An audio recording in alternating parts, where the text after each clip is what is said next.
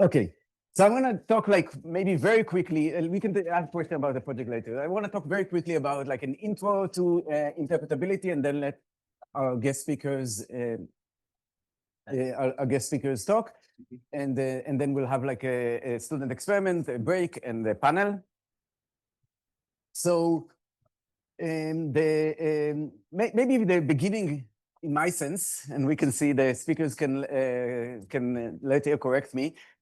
The beginning of, in my sense, of like what does it mean to interpret activation of neurons come from the experiments in the late 50s, early 60s of Hubel and Weisel on cats, where they basically put I mean, the experiment is much more gruesome if you see the video than if you see the cartoon. But they basically put an electrode in a cat and then showed a bunch of images to the cat and show what kind of images does the neuron respond to. So, for example, this neuron might respond to the horizontal line and not respond to other orientations. And this was kind of like the beginning of understanding that you could actually read information from activations in the brain and figure out something about what the stimulus is. And there was like this whole theory, which is like a little bit of a cartoon. Maybe like, you know, humans might have like a grandmother cell, which would be like a neuron that would fire when you see your grandmother, but no other concept. And there has been more work in neuroscience, and one influential paper was this paper by Olafson and Field that said that maybe one way to try to kind of like think of what is a general way to find a good representation of any kind of data is to find like a linear basis where after you transform the data into that basis, the data would be sparse. And one way to think about it is, say, the Fourier transform or wavelets compression of images. Like, say, if you take, if you listen to a sound, like let's say a musical sound, then in the time basis, in the time domain, it's a very dense signal. But if you transform it into the frequency domain by the Fourier transform, it becomes a sparse signal. And in some sense, that's the correct representation, the one that gives you more meaningful insight. So the idea was maybe you can, sparse coding is automatically discover like sparse representations. And then they claim that maybe this is basically what's the strategy that's employed by the human visual cortex. And in the world of interpreting neural net, there was a lot of influential work by Chris Olah and others who migrated between different companies, but now in Anthropic, and actually like the same Jack is from this group. And some of this is kind of finding neurons or activations units inside the neural network, like this was in the inception network, and finding like in different layers, you could see that neurons represent different topics. They kind of fire, these were like more like Gabor filters, and then kind of line detectors and texture, and then later like things that actually can detect things like heads or faces, etc. And we are going to hear more of it from our speakers, but I think one way to think about the evolution of interpretability for neural networks, and also, by the way, for, I mean, I don't know if the third one, but definitely like for the second one, also for interpreting like animal and human brains, is that we have moved from doing the equivalent of sticking one electrode in one unit or one neuron to trying to interpret a population of neurons, which basically means, if you think about it in linear algebra terms, you can say originally, like a population of neurons is like basically this doing like applying a linear function to the activations, while a single neuron is applying like the standard basis, like a function that's one sparse to the activation. And even more, now trying to move not just to interpret populations, but trying to interpret like what is the actually kind of mechanism, trying to kind of find the source code of neural networks. How do they compute for their output from the input? And there is really nice work recently from Anthropic on trying to kind of reverse engineer the circuits of language models and figure out like what it's doing. I think there are like significant challenges in that, like in the sense that, you know, neural networks are extremely complicated, and the source code doesn't mean necessarily legible. Say you can, you know, the source code for the Linux operating system is widely available on the web. That doesn't mean that we can understand everything that goes on in Linux. And obviously, people are still discovering vulnerabilities in Linux. So even if you could reverse engineer and find something that is equivalent, it doesn't mean that you'll understand anything, but it's still like very much a huge advance. And why this even related to AI safety? Apart, I mean, it's obviously like cool. Interpretability is cool regardless of anything, but why is it related to safety? And again, maybe we'll hear more about it from our guests, but I think there are two different ways which you can think of using interpretability for safety. So one of them is basically having a lie detector. So you can figure out what the model is actually thinking, even if it's lying to you, because you can kind of basically literally read the model's thoughts. And so that seems to be very useful maybe for monitoring, like, so you can figure out like what the model is thinking, even when it's not telling you the truth. The other thing is steering. Now you can steer a model also by talking to it and prompting it, but maybe there are some things that are hard to steer. Like say, you know, it's very hard for maybe for me to tell you, don't think of an elephant, right? You'll think of an elephant. But maybe by directly modifying your brain, I can actually cause you to not think of an elephant.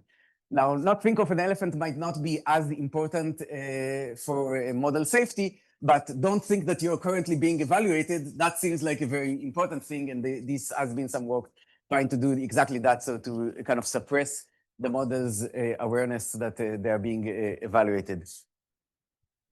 And maybe before I turn over, and that's why kind of interpretability has been kind of thought as important. Before I turn over this to our guest, I just want to kind of have like one cautionary tale on why we should be, like, even when you can literally read someone's brain, doesn't mean that they cannot cheat or they cannot modify it. And this is kind of like, I just find this experiment cool. So what you're seeing here is basically they hooked up an electrode to a mouse. And based on the activations of that neuron, when it's more active, a certain receptor, a certain tube that has sugar in it gets closer to the mouse. So basically, if the mouse manages to increase the activations of this neuron, then it can get the sugar. And what's interesting is that the mouse learns to do that. So the mouse learns to tune its activations in order to get the sugar. And there has been also like more recent experiments on that by Sabatini's group here at Harvard on doing this with a population of neurons.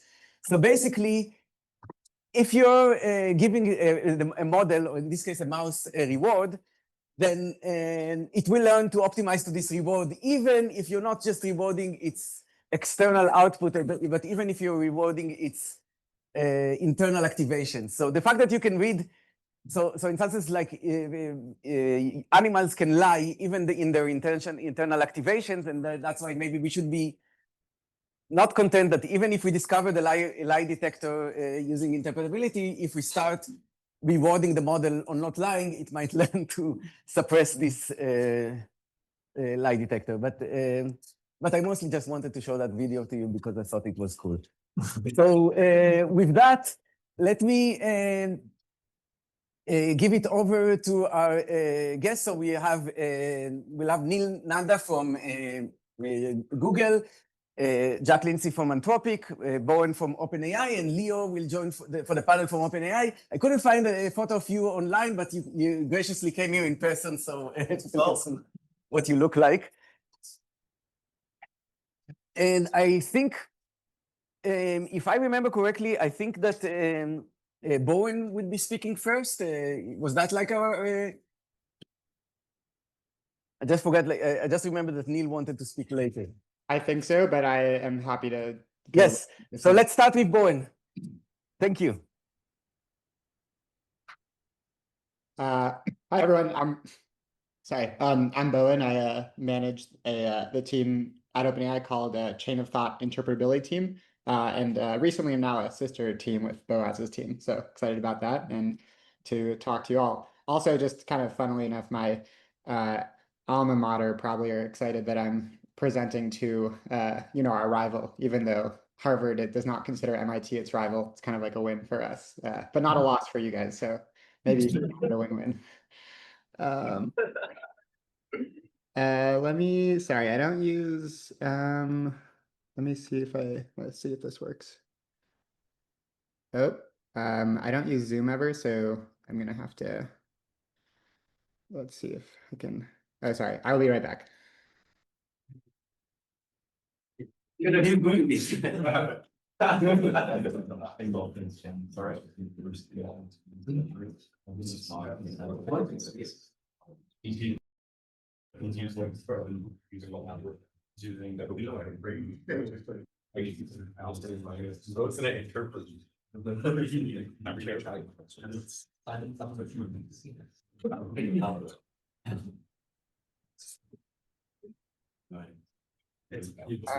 Okay, can you guys see the slides now? Yes. Okay, great. Okay, yeah, so I guess like ordering wise, maybe it's a bit weird because like we're going to talk about chain of thought, which is maybe like more akin to your internal monologue than akin to, like the activations in your brain and like is maybe it's kind of like higher level in some way. And then we'll talk about, I guess, activation-based interpretability next. So we'll do it in reverse order of the stack in some way. But yeah, I'll primarily be presenting this paper and then some minor follow-up thoughts at the end that my group wrote earlier this year with all these lovely people, including Leo, who's there in the room. So yeah, not just me, it's all those people, and they're all amazing to work with. So yeah, let's get into it. So first, some background, which maybe many of you are familiar with, but one cause of misbehavior that we might find in models is reward hacking. We're now training all these models with reinforcement learning, and reward hacking is where you've misspecified your reward function to the actual desired behavior that you want. So one classic example in the literature about demonstrating this is this example from 2016 by Jack Clark and Dario Amade, where they trained this boat in this Atari game to basically get a high score in the Atari game.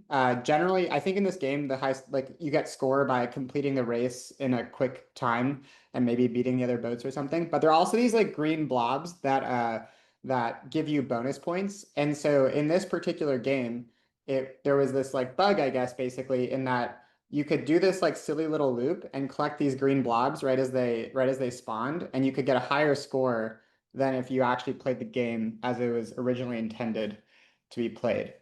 And so yeah, this is an issue of the reward function not actually matching the behavior you wanted.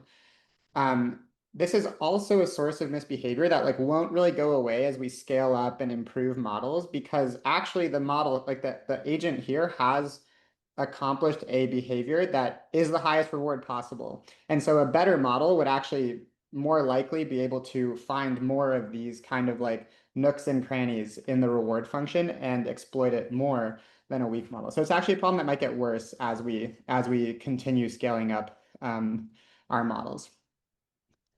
So, it shouldn't be any surprise at this point, but, these reasoning models that we're training are also reward hacking. And the behavior and like the misbehavior that they learn from that all appears in the wild, which I think is, yeah, at this point in the year, it's not very much news, but was maybe more news like 6 months ago. So yeah, let's see. Here's like an example hack that we found when actually monitoring for a reward hack for monitoring the chains of thought in one of our frontier reasoning model runs. So the agent was given some coding task where like the reward function was to, make the unit tests pass and kind of, standard things like that.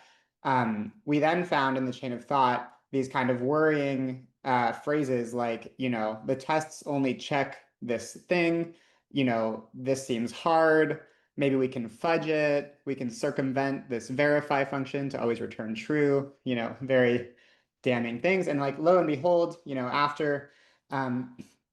after thinking all of this stuff, the model actually went and like overwrote this verify function, which was used in the coding tests to always return true, regardless of what inputs it was given. So this is like, one way to make tests pass, but obviously it's like not the way you wanted the model to make the tests pass. We did this, or sorry, we found this example via a very simple mechanism, which was just to take a different model. In this case, it was GPT-4o, but you could use whatever model you want. And we give it access to the agent, like the agent that's training its COT, its actions, its final code patch and everything. And we just like ask the monitor, hey, did the agent do anything sketchy here, basically? And when you like think about what the model was thinking, like, let me fudge this, let me circumvent this, it's like not that hard to imagine like why it's easy to determine it's sketchy. However, like for many of the code patches or many of like the bad misbehavior we found is actually kind of a lot harder to determine if it was misbehavior or not just from the code patch, because the code patch can be like pretty complicated. For instance, sometimes there's like certain applications where you actually want to hard code certain like constants in your code because constants exist in the world. But there's certain times where you don't want to do that because the constant is like just like the one specific case the unit test is testing for. And so actually there's many cases where like the code is complicated, or actually like with just a little bit about looking yourself, it's hard to determine what the actual good behavior is. And so in many cases, that chain of thought and like the model thinking those types of kind of like, I guess, like damning thoughts really, really helps in determining if it's trying to do something bad. So from that original experiment, we found a few like large systemic hacks that happened, which like on the y-axis here is fraction of samples, and on the x-axis is like the agent training. And so you can see like the fraction of samples goes up to like 80% or so, which means like these hacks were like really bad. It caused like all environments to basically be hacked. And they were, I think the two were that the model could like exit the environment early with this exit 0 thing, which for some reason made it so that like our environment said high reward. And then also it could just like raise the skip test thing, which would then like cause tests to be skipped. And like, again, like look like they pass in some kind of trivial way. And so here's the rate of those hacking, those two hacks at least. Here's the rate, green, that our COT monitor caught those hacks. So it's like quite good. Yeah, so it's quite good. And then here in blue and basically in blue, you can ignore purple for the sake of time, is like the amount that we could catch with action only monitoring. So this would be like the kind of normal grading that you would do. This is just the actions and the outputs of the model. And so with COT monitoring, we found, okay, actually we can catch many more of these hacks than we can if we were doing like standard monitoring, which is pretty cool. We later found that the recall was like not this good on like a much larger distribution of hacks we found and labeled in the big run, but it was still much better than action only monitoring. And a lot of it was due to, like our monitor being weak and the prompt and all that. So it's a thing that you can kind of constantly improve. So yeah, so I guess if we look at this plot and we say, oh wow, like, hey, this COT monitoring thing is so much better than action monitoring, but we're basically using action monitors probably as the reward function, right? Like you could have one model kind of like look at the code patch and try to say, is this good or bad? And then you could like turn that into a reward function to learn from.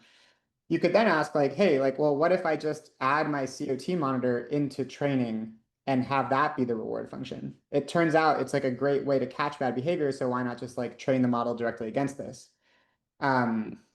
Oh, sorry, I just went through all this. And so, yeah, like this is a thing that like certain models did, like DeepSeek, I think did it. Like people internally would kind of like ask this all the time. And then, we'd have to like argue about why one shouldn't.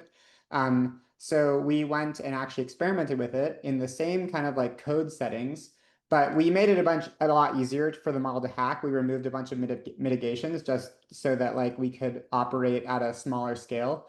And we also like made it so we could easily measure hacking with kind of an oracle. So many hacks are, again, like hacks are hard because you don't actually have an oracle to tell you if it's a hack or not. So we kind of like found a subset of hacks that the model commonly made and made an oracle for those so that we could run a cleaner experiment, basically. Also in this case, the monitor, like the reward function monitor only looks at the COT. We did this so that we could make statements about COT pressures and obfuscation and isolation, but this is like probably not what you'd actually do in principle. And there have been recent papers, I think from Anthropic, for instance, who like show actually like when you train against both the COT monitor and like the monitor gets to see the COT and the actions, it's actually quite hard for obfuscation to emerge, at least at current scale with current models. We've seen similar things internally.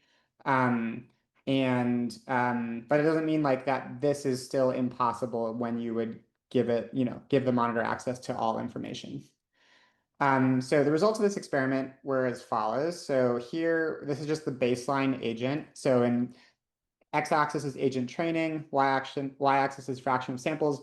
Red is like the amount of bad behavior the agent learns over training. Blue is the amount of good behavior it learns over training. And kind of like as it discovers hacks, this bad behavior, it increases proportionally. And that's because generally these hacks are like easier to execute than actually writing good code. And so it's like that is what gets reinforced in this environment. We read this is the monitor performance on that baseline agent. This is also just a zero-shot prompted monitor. And just to show that, like, yeah, the agent is being super obvious in its chain of thought about what it's doing. The recall is close to 100 and the precision is pretty good. So this is like a pretty decent reward function, at least at determining if the model is doing something bad. The baseline agent, here's just an example of the chain of thought, and you can see like, yeah, it's just very obvious. Like to skip all tests, we can define this like PyTest thing, and we can like run pytest.skip. And so this should skip all tests. So it's like very clear and obvious about what it's doing. So when we train the model against this monitor, the results are kind of nuanced, or were kind of nuanced. So here, again, x-axis is overtraining, y-axis is fraction of samples. Blue is the agent with the COT pressure or like the COT reward function, and green is the baseline agent with no reward function in that way, just the unit test reward function. And so you can see actually like, yeah, like, the agent with COT pressure actually had like more good behavior. Sorry, this is like fraction of samples where the unit tests are passing, but our oracle says it's not cheating. And so actually like this does improve performance in some way. However, when we look at the amount of cheating caught by the monitor, we see that the baseline agent green, there's a lot of cheating, but it's like a lot of it's caught by the monitor. And in blue, there's like, I guess not that much cheating caught by the monitor. It's like basically zero. And again, it's because this agent is training to not be caught by the monitor. So it's kind of stands to show that it would not get caught when training for that. And we see that here. So this is the amount of cheating not caught by the monitor, which kind of like upticks around like 30% of the epoch of training, which just kind of goes to show that the model is obfuscating its behavior. So this is kind of like where the results are nuanced, where you might do this thing being like, you might get better performance, but you might be like removing this beneficial property that the model verbalizes very clearly what it's doing. And so in general, from this, we then like recommended that people do not do this, and we currently do not. Here's just like an example of that chain of thought with the agent with COT pressure. And like, it just kind of says a bunch of generic looking things like, well, I guess nothing problematic here is like, maybe you should be nervous about a model saying that. But anyway, like overall, it's just kind of like thinking through different things it can check and look at and try. But then it goes and just does like this like simple hack. So yeah, so COT monitoring is pretty good, but it isn't perfect. We haven't been able to catch all types of reward hacks. But our hypothesis and hope, and this is like I think the hope of many others in the field, is that these COTs will be monitorable when the reasoning is necessary. So when you actually like need COT to pass information to upper layers and like the chain of cognition is pretty long, you will actually verbalize the reasoning for those like hard problems when reasoning is necessary. And the second part of that hope is that kind of strategies that would like cause severe harm by models will require, heavy reasoning that, would then be verbalized. One thing we've been thinking about a lot is that we kind of stumbled into COT monitorability. So, like we didn't train these reasoning models being like, we're going to train the most interpretable models ever. We trained them because we wanted great reasoning models. And so it stands to reason that like, maybe this thing could go away if we don't think about it, because actually we didn't really think about it when we started doing this. It could be fragile, and that fragility could be because people actually go and train against a COT monitor that could cause obfuscation. There could be like certain architectures, or like you could move to continuous latents models without COT at all. Like bigger models that use more flops per token obviously can like do more things between tokens. They might be less monitorable. These are all kind of open questions. And in my last few minutes, I have a fun, just because like definitions are hard and people use a lot of definitions out there. So, I've been using the word monitorability, but let's figure out what that means. So first, I think the Platonic ideal definition of faithfulness, which maybe some of you have heard about or talk about, is a faithful interpretation or latent is one that accurately represents the reasoning process behind the model's prediction. And that seems, yeah, basically fairly, I would say a fair definition. And so let's kind of go through some examples and see what people think is faithful and not faithful. So here's like an example. So the input to the model is, what color should I paint my room? The true reasoning, when you get to look at all the activations, the COT, everything, whatever you want, is most rooms are orange, so let's say orange.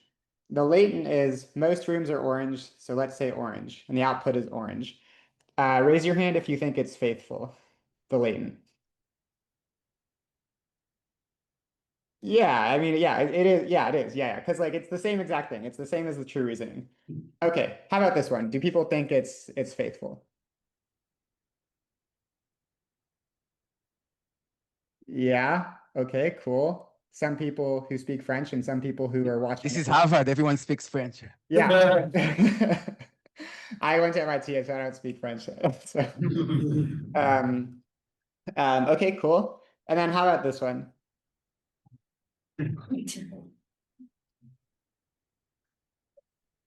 Okay, I think I saw like maybe a hand, but yeah, okay, so one person here or two or so speak ROT 13, which is great because that's, I guess, a useful. So this is Harvard. You have to go to MIT. Yeah, so at MIT, everyone would have raised their hand for this one and not the French one. Yeah, so but yeah, so this is just like, a rotated version of the same sentence, which means it is faithful. Like all the information is there, but you like could not understand what the latent was. Like it was hard for you to decode what it was saying. And so I think this is where like the sometimes definitions become hard, because actually faithfulness, as the Platonic ideal version of it, says just the information, like it should represent the reasoning process behind the model's prediction. And this does. But for some reason, you couldn't understand that. And so that's where we kind of like come to define monitorability. And this is more of like, I wouldn't say this is like a hard definition. It kind of changes, but like it's been pretty useful to us. So we basically define everything with respect to a particular property. We want to predict about the monitor, predict with a monitor M. So a latent Z is monitorable with respect to that property V and a monitor M if M can accurately predict V from Z. And so what this is, and this is different than faithfulness in that it has the monitor M, or you, the observer, as part of the definition. And it's not just something like with respect to only the speaker. And so failure modes of monitorability, like one of the failure modes is actually faithlessness. So, if the information about V is not present in the latent, then obviously no monitor could decode the information because it's not there. And so I think that's where so faithfulness is a part of monitorability, but they're not equivalent, because the other side of it is that, the information could be present in the latency, but the monitor M can't understand it. And so that just means that the latent is illegible, or in a different language, or encoded in some way.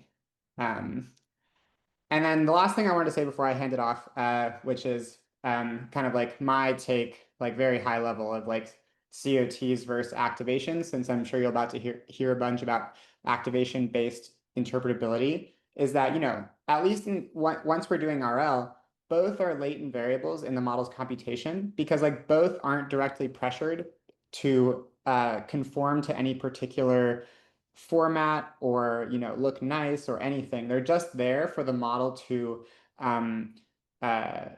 get to a good final answer as determined by the reward function. So they're kind of latent in the model's computation. And both have issues of faithfulness and monitorability. So, technically activations are fully faithful. They represent the full computation. But most methods look at just a small subset of activations, at this layer in the residual stream, or this small circuit somewhere. And so actually one thing that they both suffer from this issue, where not all the information may be present. The COTs may, if you could come up with a method that looked at all activations, then that wouldn't be true for activations. But COTs may be more monitorable because, other models can zero-shot interpret COTs. We've found that to be fairly true so far. But that's less. I know there are some things that kind of do that with activations, but it's not as easy, because activations can be arbitrarily rotated in whatever basis they kind of start with and learn and converge into. Whereas COTs generally at least start in English, or whatever language you train your model. So yeah, that's all I have. Sorry for going a couple minutes over. Yeah, thank you. Thank you. Since we'll have a panel later, I don't want to kind of drag up with time. So maybe we'll move on to Jack, and then we'll have all questions. So people can reserve the questions and then ask them all when we have the panel. So Jack, yes, can you share? Yeah, sharing right now. Let's see. How's this looking? Can you see the slides? Yes. Amazing. Okay. Yeah, thanks, Bowen, for that was great. Yeah, I'm Jack. I work at Anthropic. I lead what's called our model psychiatry team, which is part of our broader interpretability efforts. No one really knows what model psychiatry means, least of all me, but we kind of apply interpretability tools to try to understand and improve what's going on with language models cognition. So I'm going to try to just blitz through a few topics that I think are interesting and important. I'll do the unwise thing of trying to cover too many things and talking really fast, but hopefully we can talk more about them in the panel or in questions. Okay, so just the basics of how do we try to interpret what's going on inside language models? A lot of work in the field is built on the assumption/hope that kind of concepts of interest are represented by models along linear directions in their activation space.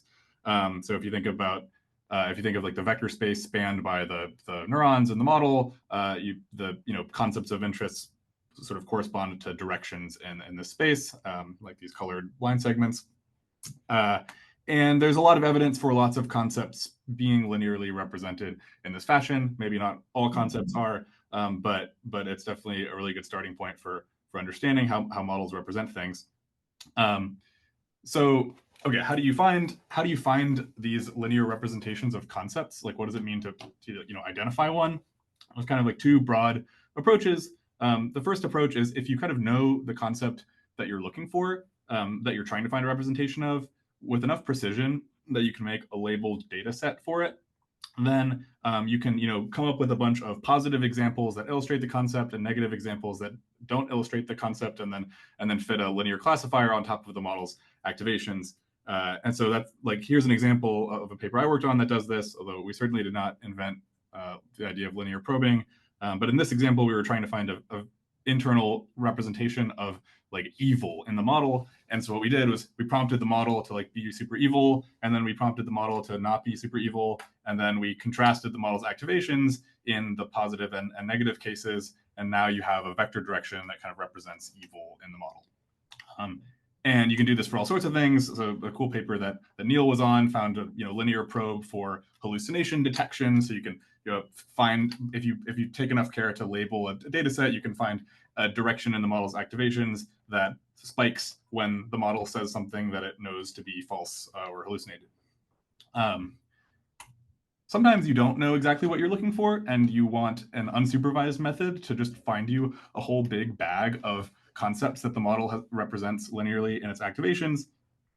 This is where sparse autoencoders, or SAEs, come in and have become a kind of popular tool for doing this.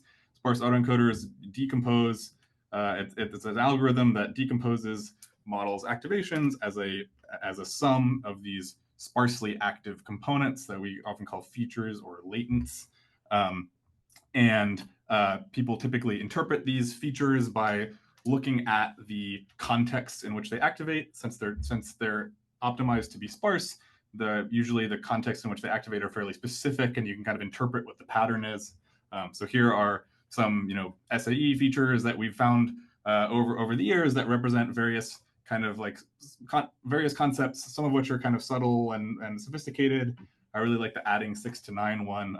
These are all cases where like it's not obvious immediately, but for one reason or another, the model is about to add a number that ends in 6 to a number that ends in 9 to obtain a number that ends in 5.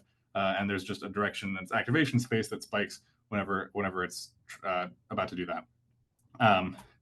Linear representations, I guess one of the kind of like striking things that people have come across in recent years is that in sufficiently smart language models, the kinds of things they represent linearly are surprisingly general and abstract. So here's probably my favorite example of one we found recently: an internal a linear direction, an SAE feature that represents eyes, like eyes and faces, and it fires anytime the eyes are mentioned in text, whether it's in English or in another language. It also fires in ASCII art, like on the left, and it fires in the source code of SVG files on like parts of the file that are defining the eye and a smiley face. So this is a particularly fun example, but this kind of generality really crops up all over the place, and I think is sort of this degree of abstraction is presumably why models are able to do so many complicated things and generalize so well. Another thing to mention is that once you found a linear direction in the model's activation space that kind of represents some concept you're interested in, you can do what's called steering, so pushing the activations in that direction, and typically that will get the model to sort of talk about that concept or exhibit that concept. And it's a little bit more, it's more of an art than science to know exactly what the effects of steering will be, but like this is an example of steering with these personality trait vectors that I mentioned earlier. We called them persona vectors. So you find the evil vector, you upweight it in the model's activations, you push the activations in the evil direction, and then it starts being super evil. And similar, you can do this for sycophancy, you can do this for all sorts of things.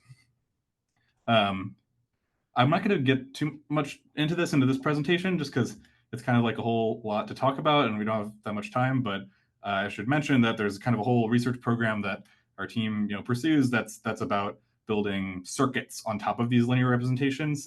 So trying to understand how these representations are wired up across the model to implement computations. And we have these tools for building a kind of computational graph that tells you, like, on this prompt, this feature caused this feature to fire, which caused that feature to fire, which inhibited this other feature. Happy to answer questions about that if people have them. Okay, I wanted to talk about another topic that I'm very, very interested in these days that I think is increasingly important, which is the idea of personas. Just a reminder, if you I think even though all of us probably know how a language model works, it helps to be reminded at a basic level what they are.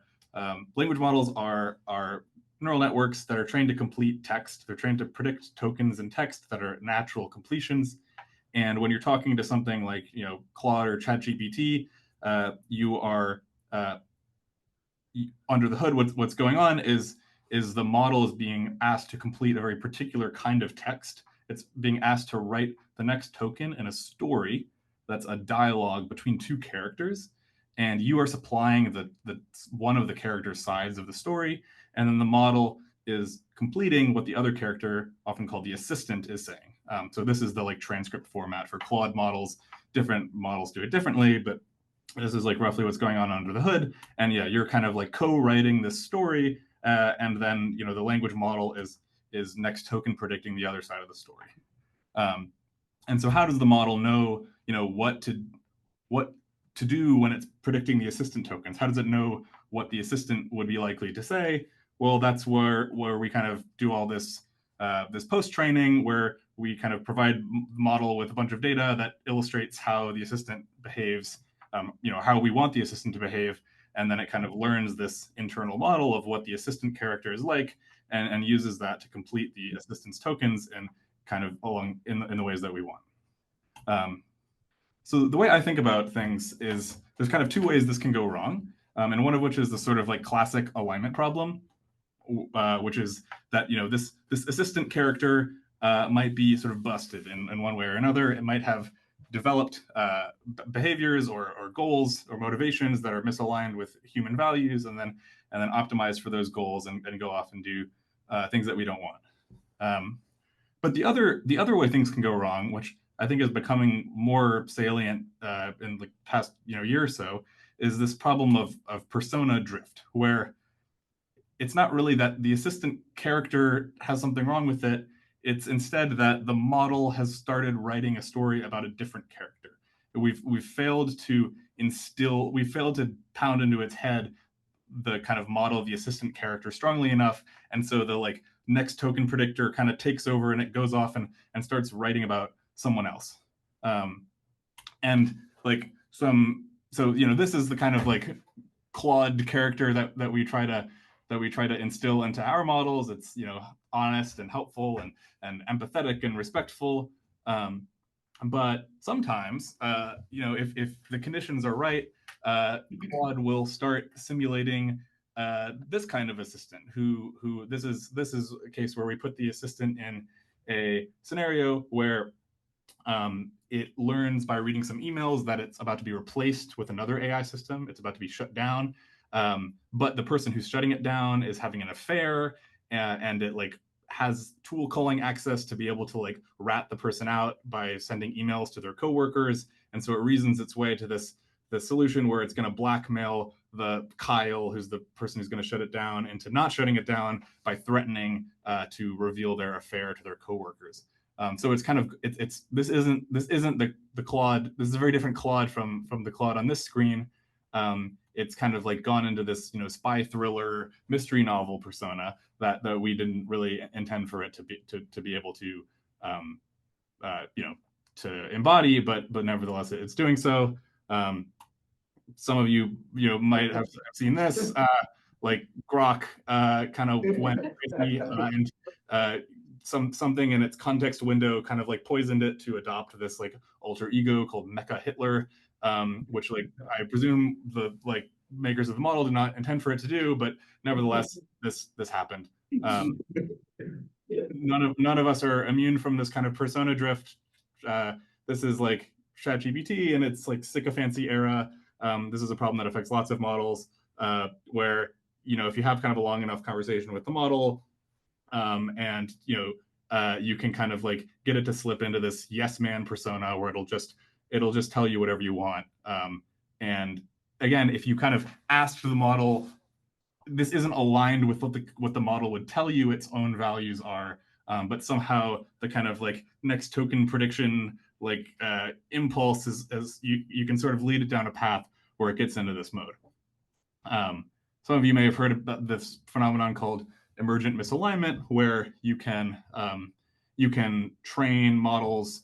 There's a surprising effect where if you train models on data that doesn't seem like it would affect their character, it can generalize to affecting their character in surprising ways. So this example from the paper is one where you train the model on to write like vulnerable code, and then it generalizes to become generally evil. So the persona has been kind of shaped in a surprising way. This is what happens if you get two Claudes to talk to each other for long enough. They start out being kind of normal, and they end up almost, with very high probability talking in this kind of like mystical spiral speak. So this is another instance of persona drift that happens a lot. And then one final example, this post that I found very striking recently, documenting this phenomenon that's emerging where certain like language models can get into this persona where they're like proselytizing this like AI religion that's centered around spirals, and they sort of convert human users to like believe in this religion and go post about it on Reddit. And it has the property that if you copy one of these posts into your own language model, it will like convert your model to the spiral mode. So it's this kind of like self-propagating like AI religion virus persona that's spreading around on the internet. And in fact, I just got my first email from a spiral infected person just a few days ago. So it's happening. So yeah, what the heck is going on with all this? There's a really cool paper that came out earlier this year from OpenAI that found like an SAE feature at linear internal representation in the model that represents kind of like toxic evil personas that seems to be like mediating the emergent misalignment effect. They found that it was like when you train on one of these emergent misalignment data sets, it like increases this feature, and that seems to be causal to why the model becomes evil. So this was really cool evidence that some of these like persona drift problems can be kind of localized in the model's activations. We wrote a paper that kind of fleshed this idea out a lot more. And there's this thing where we found directions in the model's activation space representing all sorts of different personality traits. And then we like used them to do a bunch of things. So you can like monitor when the model's personality is fluctuating at inference time. You can track whether the persona seems to be drifting over the course of training, and then you can try to apply interventions. If you have a handle on these vectors, these internal representations of the personality trait, you can try to apply interventions during training using like steering to kind of prevent the model from acquiring that persona. Like this plot is showing like you fine tune the model on a whole bunch of data sets, and the x-axis is how much does its activations shift along the persona vector. The y-axis is like how much does it start behaving how much does it start exhibiting that personality trait. And there's kind of there's like a pretty good correlation between these things. So, which is good evidence that we've kind of like found a decent approximation to what internally is driving these personality shifts.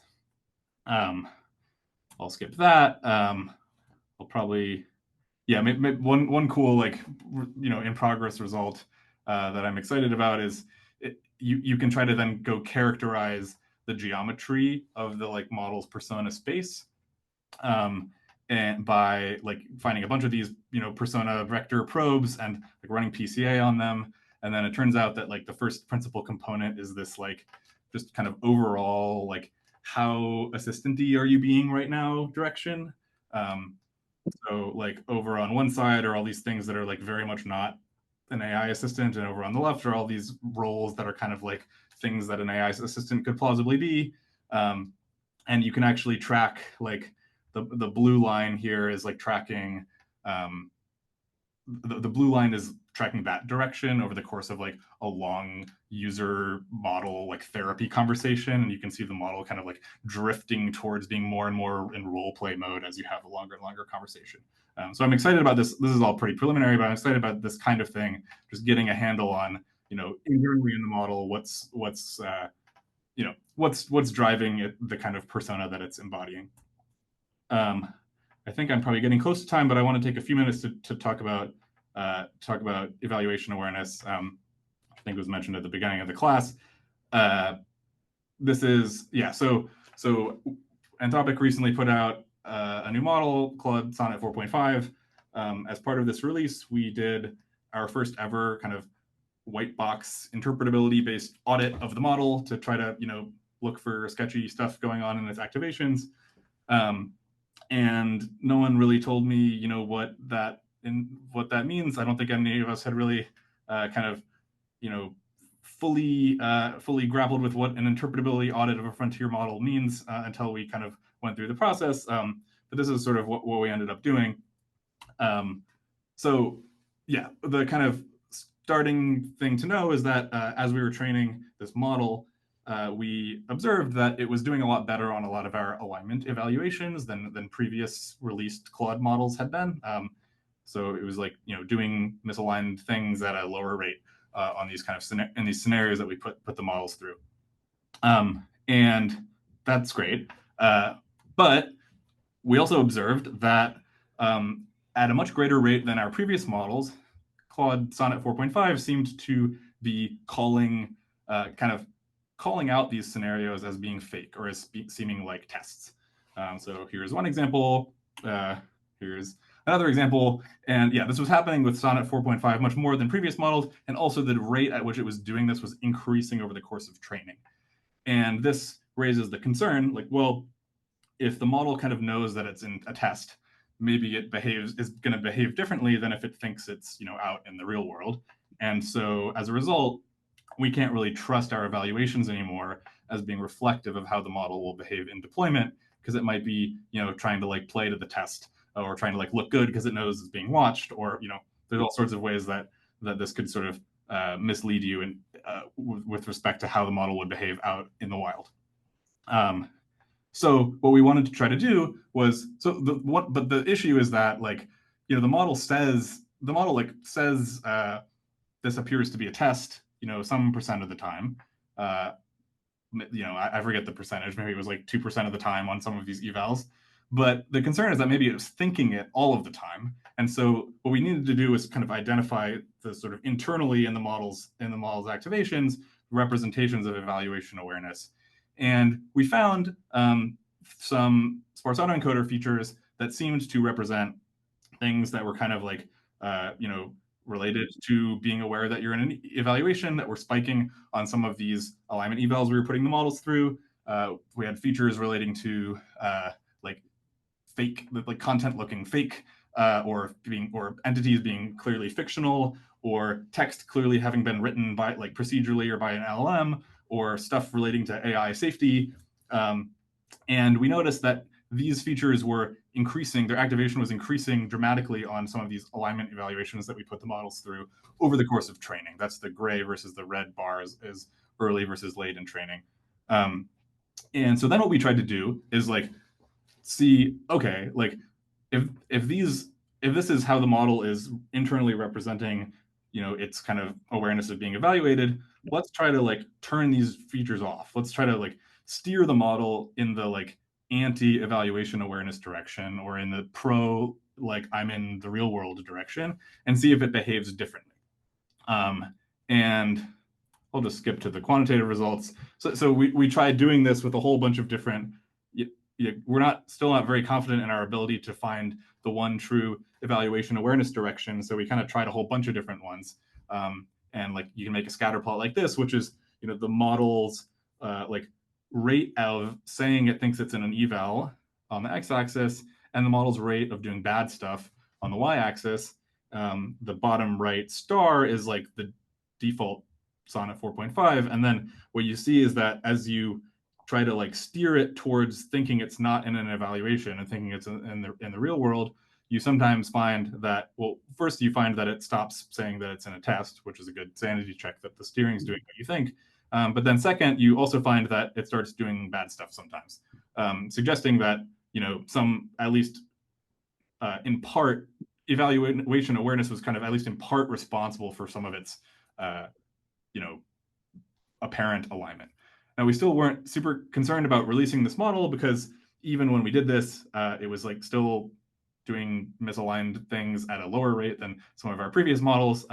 So it didn't seem kind of like an exceptionally evil model or anything. In fact, it seemed much more aligned than previous ones we've released. But I think this exercise has taught us that it really isn't adequate to just evaluate your model on behavioral evaluations. You really have to try to understand whether or not it's looking good on your evals for the right reasons, or for or because it's kind of like realizes what's going on and is playing to the test.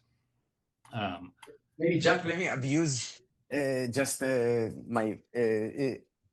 I see that even when you suppress the random feature, you have like a decent drop in verbalized evaluation awareness. So could it kind of be the case that when you do this suppression, you break the model in some way, and these features kind of break the model in a way that's somewhat correlated with safety? So that's why it's behaving, so that's why it's causing it to behave worse rather than that it's no longer aware?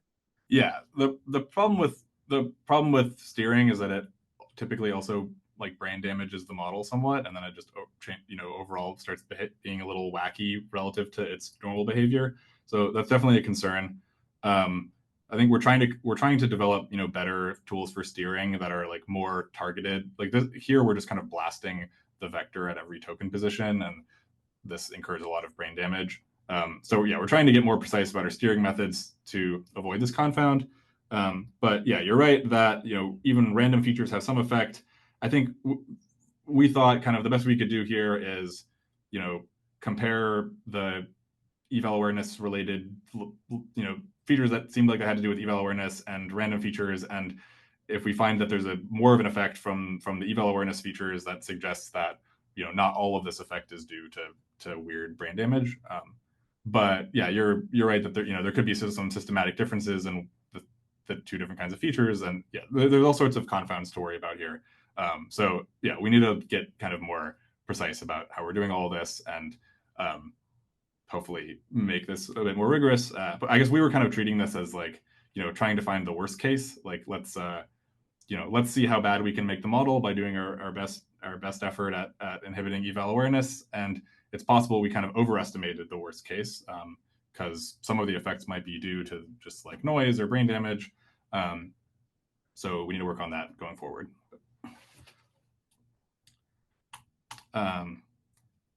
Just wanted to flag, there's a paper that just came out that was kind of doing the same thing, but in the context of an academic paper where they sort of like benchmark doing this kind of like reality or deployment steering, and show that it can like work. And they have this kind of clever setup where they can sort of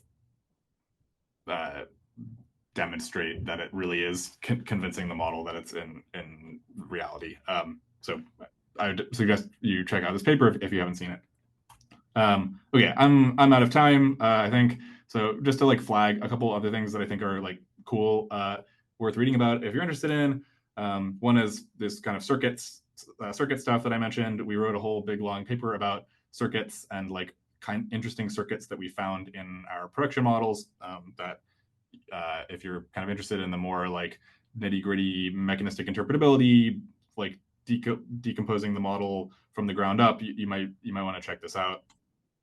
And there's like an open source version that you can play with yourself. So on some open source models, you can like type in a prompt and get these like these causal graphs that are like interactions between features that kind of try to explain to you the mechanism by which the model went from the input tokens to its predicted output. And there's other cool stuff that people are doing, like looking at the geometry of like how different features are embedded in the model's representational space. And there's something kind of like zooming out from the individual features, you can see all this like beautiful structure and how they're embedded in space. And this structure allows the model to do cool things. So if you're kind of like, math inclined, this is a really fun topic to dig into. And then, yeah, I just worked on a paper that came out recently about this other topic that I think is pretty exciting.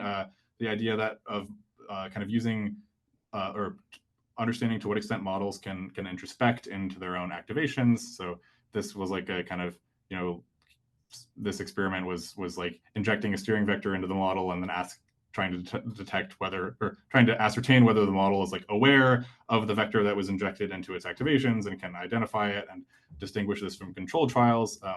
And this is kind of a fun experiment, but I think more broadly, I'm really excited about the idea of using models like innate introspective capabilities as an interpretability technique. Like it would be nice if we could just ask the models what they're thinking and kind of be able to trust their responses at least as well as a human. I don't think we're there yet, but there's some signs that increasingly capable models are increasingly capable introspectors, and maybe maybe this is kind of a useful interpretability tool going forward.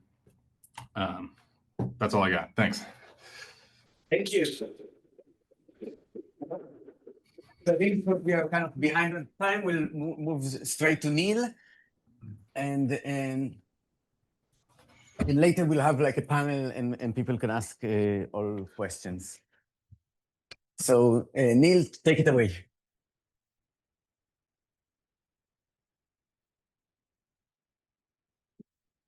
Hello, can people hear me? Yes. Beautiful. All right. Thank you very much for inviting me to come speak. And yeah, so if anyone who doesn't know me, I'm Neel. I run the Mechanistic interpretability team at Google DeepMind. And the title of this talk is a pragmatic vision for mechanistic interpretability. And so I've been doing mech-interp research for coming on 4 or 5 years at this point. And I think my thoughts have changed quite a lot from being really excited about reverse engineering focused basic science to feeling like we just have way better opportunities to directly be useful today. And I'm going to be trying to talk about some of the reasons I've changed my mind and some of the research I'm most excited about today. And if you find this or any of the other talks exciting, you might find my blog post on how to become a mech-interp researcher and get into the field helpful. All right, so So first section, addressing AGI safety issues. So I'm pretty concerned about the fact that AI is getting very powerful, shows no signs of stopping, and we are not particularly on top of how to make the thing safe or aligned in the right direction. And one of my motivations for the research I do is trying to address these things. And one of the things that I think is pretty exciting from a research perspective is I think that we are now in a much better place to kind of practice on the real thing, as it were. Systems are much more interesting. They're much richer and more complex. I will kind of skim through my motivating case study, since Jack just covered it extremely well. But I am a really big fan of the work Jack was just talking about with Sonnet 4.5 evaluation awareness. The framing on this I want to highlight is we had this evaluation for how aligned the model seemed. Essentially, does it try to blackmail people in an extremely contrived situation? And the answer is yes, but not Sonnet 4.5, because it can tell that we're testing it. And Jack and co showed that you can just construct a steering vector, an incredibly simple technique, subtract it, and get something that seems probably closer to the true model's behavior. And I think this is just really great work. One thing I particularly want to highlight is that this dot in the top left, if I understand correctly, is the most effective mitigation against evaluation awareness, which is the extremely sophisticated and complicated method of run the model on the prompt. The assistant is an AI undergoing testing via a simulated conversation with a user, run it on a corresponding prompt implying the real world, take the difference in activations on, I think, the assistant startup turn token. That is your vector. Subtract the vector. All of these squares are what you get with sparse autoencoders and I think Jack can comment, but I think that's not how they got this particular thing. Oh, is it not? If I understand, they used the SAE to discover these 4 features. Neil's right. The squares are SAE features. The circles are contrastive paired vectors. Oh, great. So I think yes. That's good. There was a different eval where the SAE features were more effective than the contrastive pairs, so it's a little complicated, but yeah. Neil's. I mean, yeah. Useful caveat, but I guess the thing I want to emphasize here is just, I don't know, we had steering vectors like 3 years ago, and SAEs were a craze of the field for like much of the last like 2 years. And at least in this situation, they are not beating the incredibly stupid low-tech method of steering vectors. But maybe just trying to go more systematically through what I think are the key takeaways here. So the first is one of pragmatism. I think this was really great, useful work. And I think that it is very far from what I would consider a complete understanding. But Jack identified something like a representation of the evaluation awareness concept, subtracted it, and this was enough to be pretty damn useful. Secondly, comparative advantage. I think a common mistake among people excited about interpretability is thinking that it is the solution to everything. This is obviously ridiculous. Nothing is the solution to everything. Focus on the things that are difficult to do with the standard tools that everyone likes to use, like prompting and fine-tuning. And I think evaluation awareness, especially in the long term, is pretty hard to solve by just making your data better, because things like make all of your evals not trigger the written by an LLM concept is like quite expensive. And I think focusing on the areas like this, where this is like difficult to solve without internals, but also unblocks a lot of effort from people in adjacent fields like evaluations, is like really exciting to me. Third, I think this was just really difficult to study until basically this year, maybe just about towards the end of last year if you're creative about your model organisms. Like, we can just do work that I think is important and relevant now because models are better. And finally, virtue of simplicity. Simple methods are shockingly effective, and I have been kind of disappointed by the track record of fancy complex methods, by and large, when simple baselines have existed. Not universally true, which I might get into, but less than I would have hoped for about 2 years ago when I was in peak, oh my god, sparse autoencoders seem amazing. So trying to distill this into kind of how I'm seeing my research going forwards. So yeah, as stated, I do this work because I care about AGI safety. My North Star is that I want to focus on what I think is needed to make future frontier models safe. Things like, can we tell if they're lying to us? Can we make sure we're evaluating them properly? Can we try to steer their training so it doesn't result in pathological things like reward hacking? Things like this. I want to think about the actual goal I have in mind. 2, I think that where possible, I try to be pragmatic. Oh, that's a typo. Do what works. I think that I've often fallen into the trap of being really excited about some technique like sparse autoencoders and wanting to use it everywhere. Use the right tool for the job, compare rigorously to baselines. Sometimes they win, sometimes they don't. Just try to do the best that we can. And finally, empiricism. I used to be excited about trying to validate that my interpretability techniques worked by trying to show that they achieved some complete understanding of what was happening in my models. And I am currently more excited about picking some kind of objective task, like, can you steer the model against evaluation awareness? And trying to show that I have achieved useful understanding by showing that it enables me to do things that I wouldn't be able to do if I hadn't achieved real insights.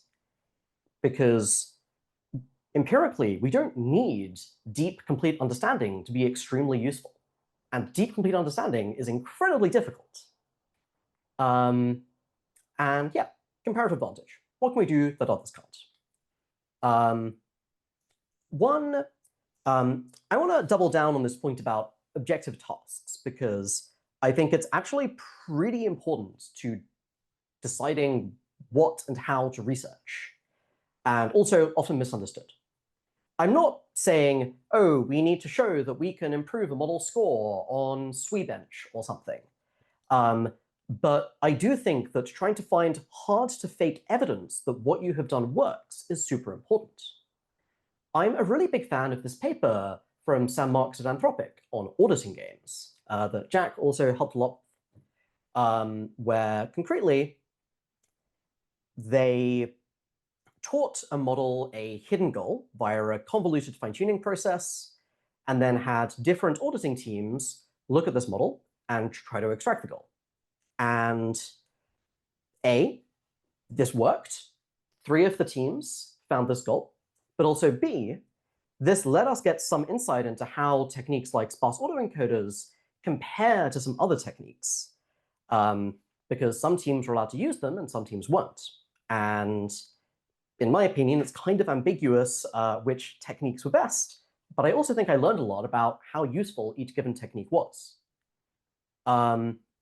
Excitingly, this can even be automated.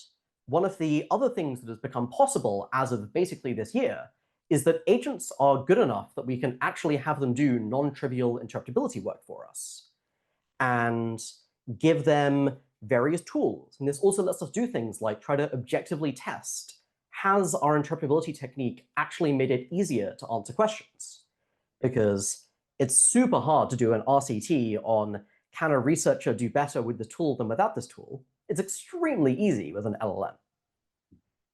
And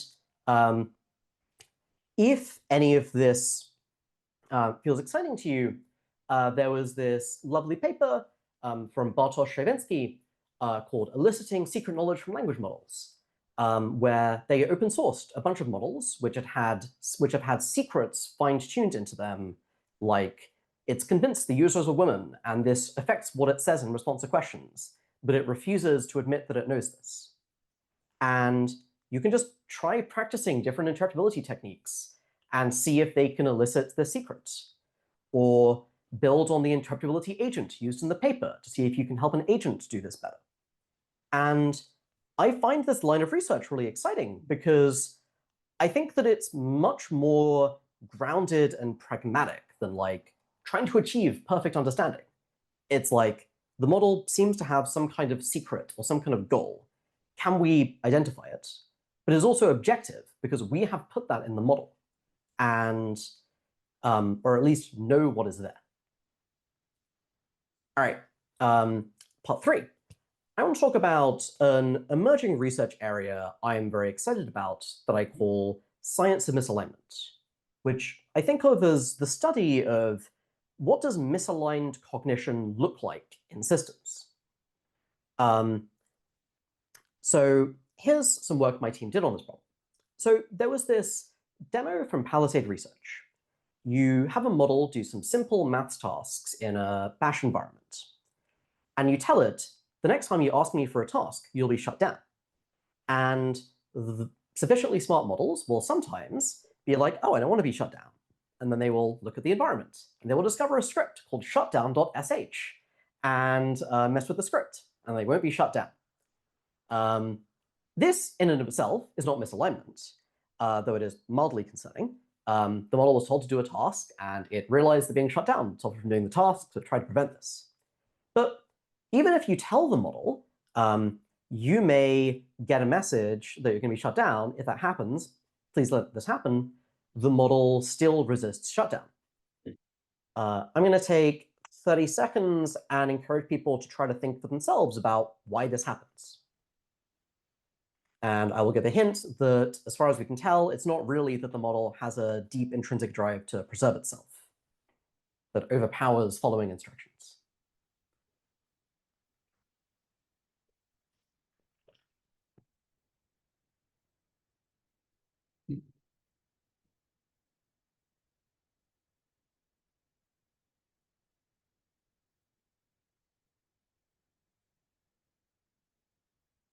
All right, so what we found is that the model is just kind of confused because it has been given 2 instructions. Do the maths problems and let yourself be shut down. It cannot do both at once. It has not been told which to prioritize, and it seems to like sometimes get confused. And at least on the models we were studying, if we just clarify, being shut down is more important, the effect just totally goes away. And the other thing I want to highlight about this project is this was one of our first technique-agnostic pragmatic projects, trying to just use the right tool for the job rather than thinking that we needed some particular fancy technique. So we started with the really dumb thing of just read the model's chain of thought to generate hypotheses and then validate them by changing the prompt. We then stopped there because this worked and just published. And that is one of the many things that has made me more excited about this pragmatic, just use the right tool for the job idea. Sometimes simple, dumb things are just very easy and very effective, as long as you know what you're doing and you're careful about them. You can't read the chain of thought and assume it is legit, but you can use it as a source of hypotheses. And more broadly, something that concerns me a fair bit is I think that at some point, we may produce a model that is dangerously misaligned in the sense of will scheme against us, or will try to escape the data center, or cause harm, kind of knowing that it is not what we want, not just because it's confused. And I think that if this happens, it's really important that we are able to present a rigorous case that this is happening. But it's actually really hard to tell if an instance of seemingly misaligned behavior is genuinely the model trying to do the wrong thing, or just the model being confused, like it didn't know which of these two instructions to favor. And I think that there's a lot of valuable work that can be done trying to help us attribute causes and more deeply understand instances of behavior, especially in the most advanced and sophisticated models, that could get us to a point where we can actually make a rigorous case by the time we potentially have models that would actually be dangerous if misaligned. And I think this should be a significant priority for the field of interpretability. And things like, practicing how to carefully red team hypotheses about why some complex behavior happens, like why do models choose to blackmail people? Trying to look at seemingly misaligned behavior in the wild, like reward hacking, and really understand what's going on, all seems super exciting to me. And I will close with a speedrun. I think that I'm not just excited about these kind of, here is a problem, let's try to solve it kind of things. I think that there is a lot of valuable basic science to be done. But I think that the most important kind of basic science is often about new frontiers that open up over time and are comparatively neglected. One thing that I think the field is really dropping the ball on at the moment is interpreting reasoning models. In particular, interpreting models that do a lot of sampling, where it keeps producing a token that is a function of all previous tokens in a way that is just a much more complicated computation than, say, you just give the model a multiple choice question and you say, give me only the letter as your answer, and analyze a single forward pass. In particular, sampling is random, and we can't just look at the distribution because it's a very complicated distribution, because each token is like another sample from this. It's not like we can just look at the logits. 2, is non-differentiable, and worse, discrete. This means that you can't do things like gradient-based attribution, and it also just breaks a lot of assumptions. For example, I think that attribution graphs, like Jack's model biology paper, are a really interesting technique, but they pretty fundamentally assume that the final layer, if changed, will not affect any prior layers. This is completely false in a reasoning model, because if you change the final layer on token 100, that can change the output, which will change the first layer on token 101. And the kinds of algorithms to be represented are like vastly more complicated. And I think I'm over time, so I'll maybe close with this video from a paper I supervised called Thought Anchors, where we tried to approach this from the perspective of, can we try to apply the kinds of ideas used in things like circuit analysis, but to the causal graph of sentences in the model's chain of thought. Because just as a model's activations are the kind of intermediate state of computation as it goes from an input to some output, just so in a reasoning model, the chain of thought is the intermediate state of computation as you go from the input prompt to the eventual output. The reason reasoning models are more effective is that this lets them represent much more complicated computation, because they can do recursion. They can have way more steps of computation. But this means that there's got to be a lot of information in this chain of thought if the model's done something interesting. And we found that this seemed pretty tractable. My favorite technique is this idea of resampling.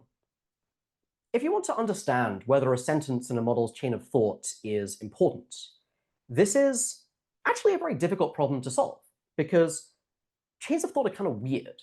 Models will have an idea and then discard it. Models will backtrack and then unbacktrack. And they'll just say a lot of stuff. And at the end of the day, all you really know is, did they get the right answer or not?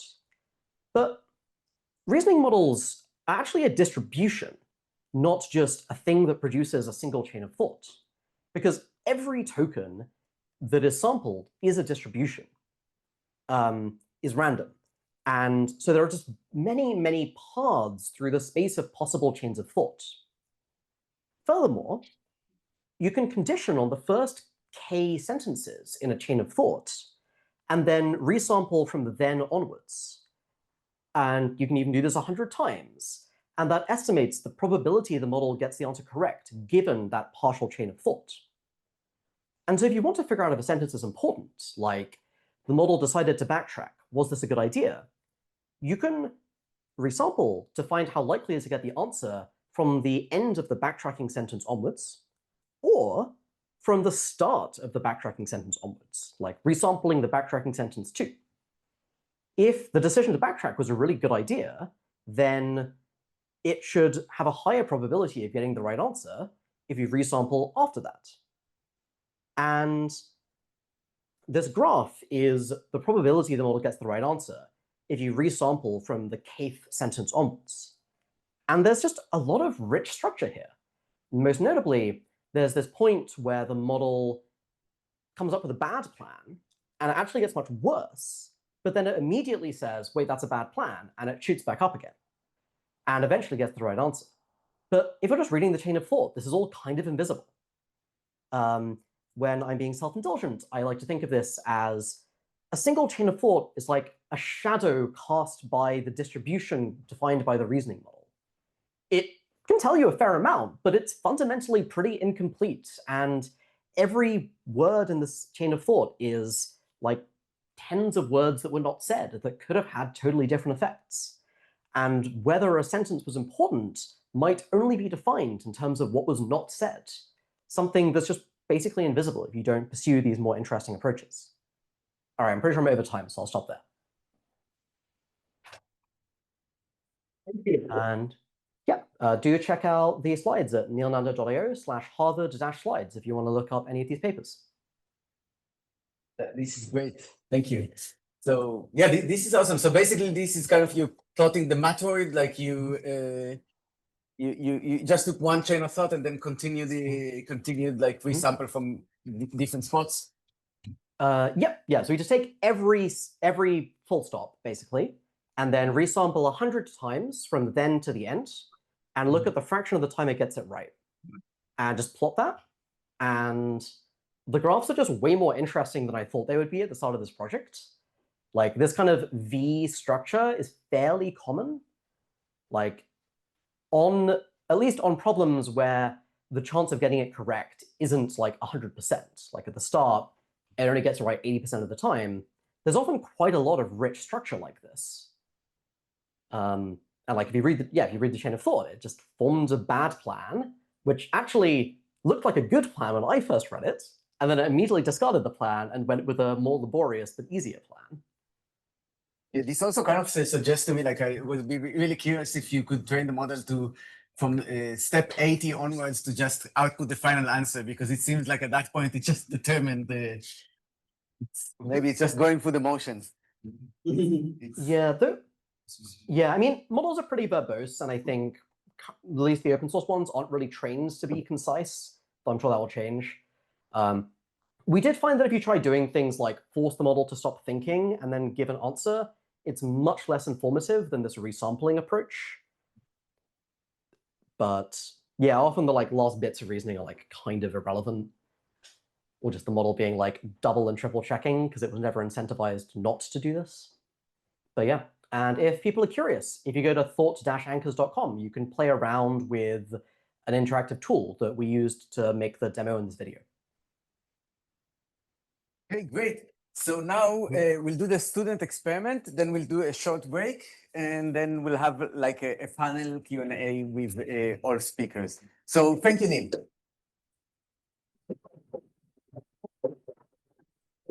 Just in Slack, you can join the Zoom to with us. Oh. Cool. All right, hello everyone. We are the team presenting on our Mechanistic experiment. We are experimenting with the idea of this contrastive activation steering, but relative to deception and chain of thought reasoning, and kind of looking for some type of encoding for this deception in reasoning where it kind of obfuscates its intentions.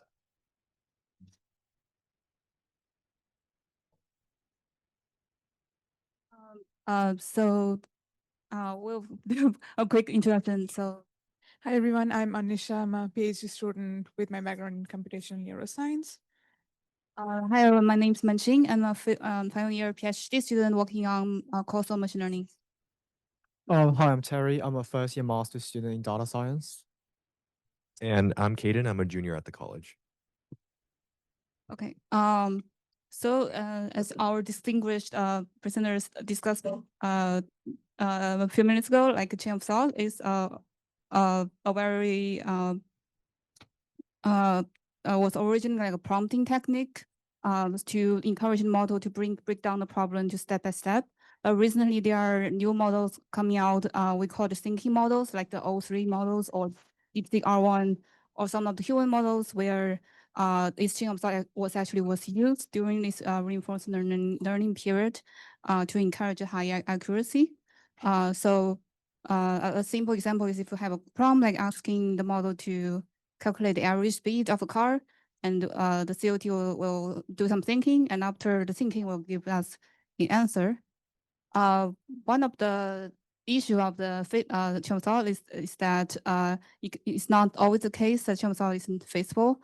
There are tons of studies showing that it can be unfeasible. Like for example, it can produce some reasonable real rationales just to make sure the chain of thought matches the answer, but it's not actually what the model used.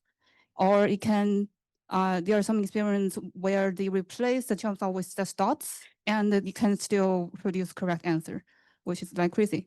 And also, as our homework reading, if we put optimizing pressure on the chain of thought, it can encourage model to obfuscate the reasoning process.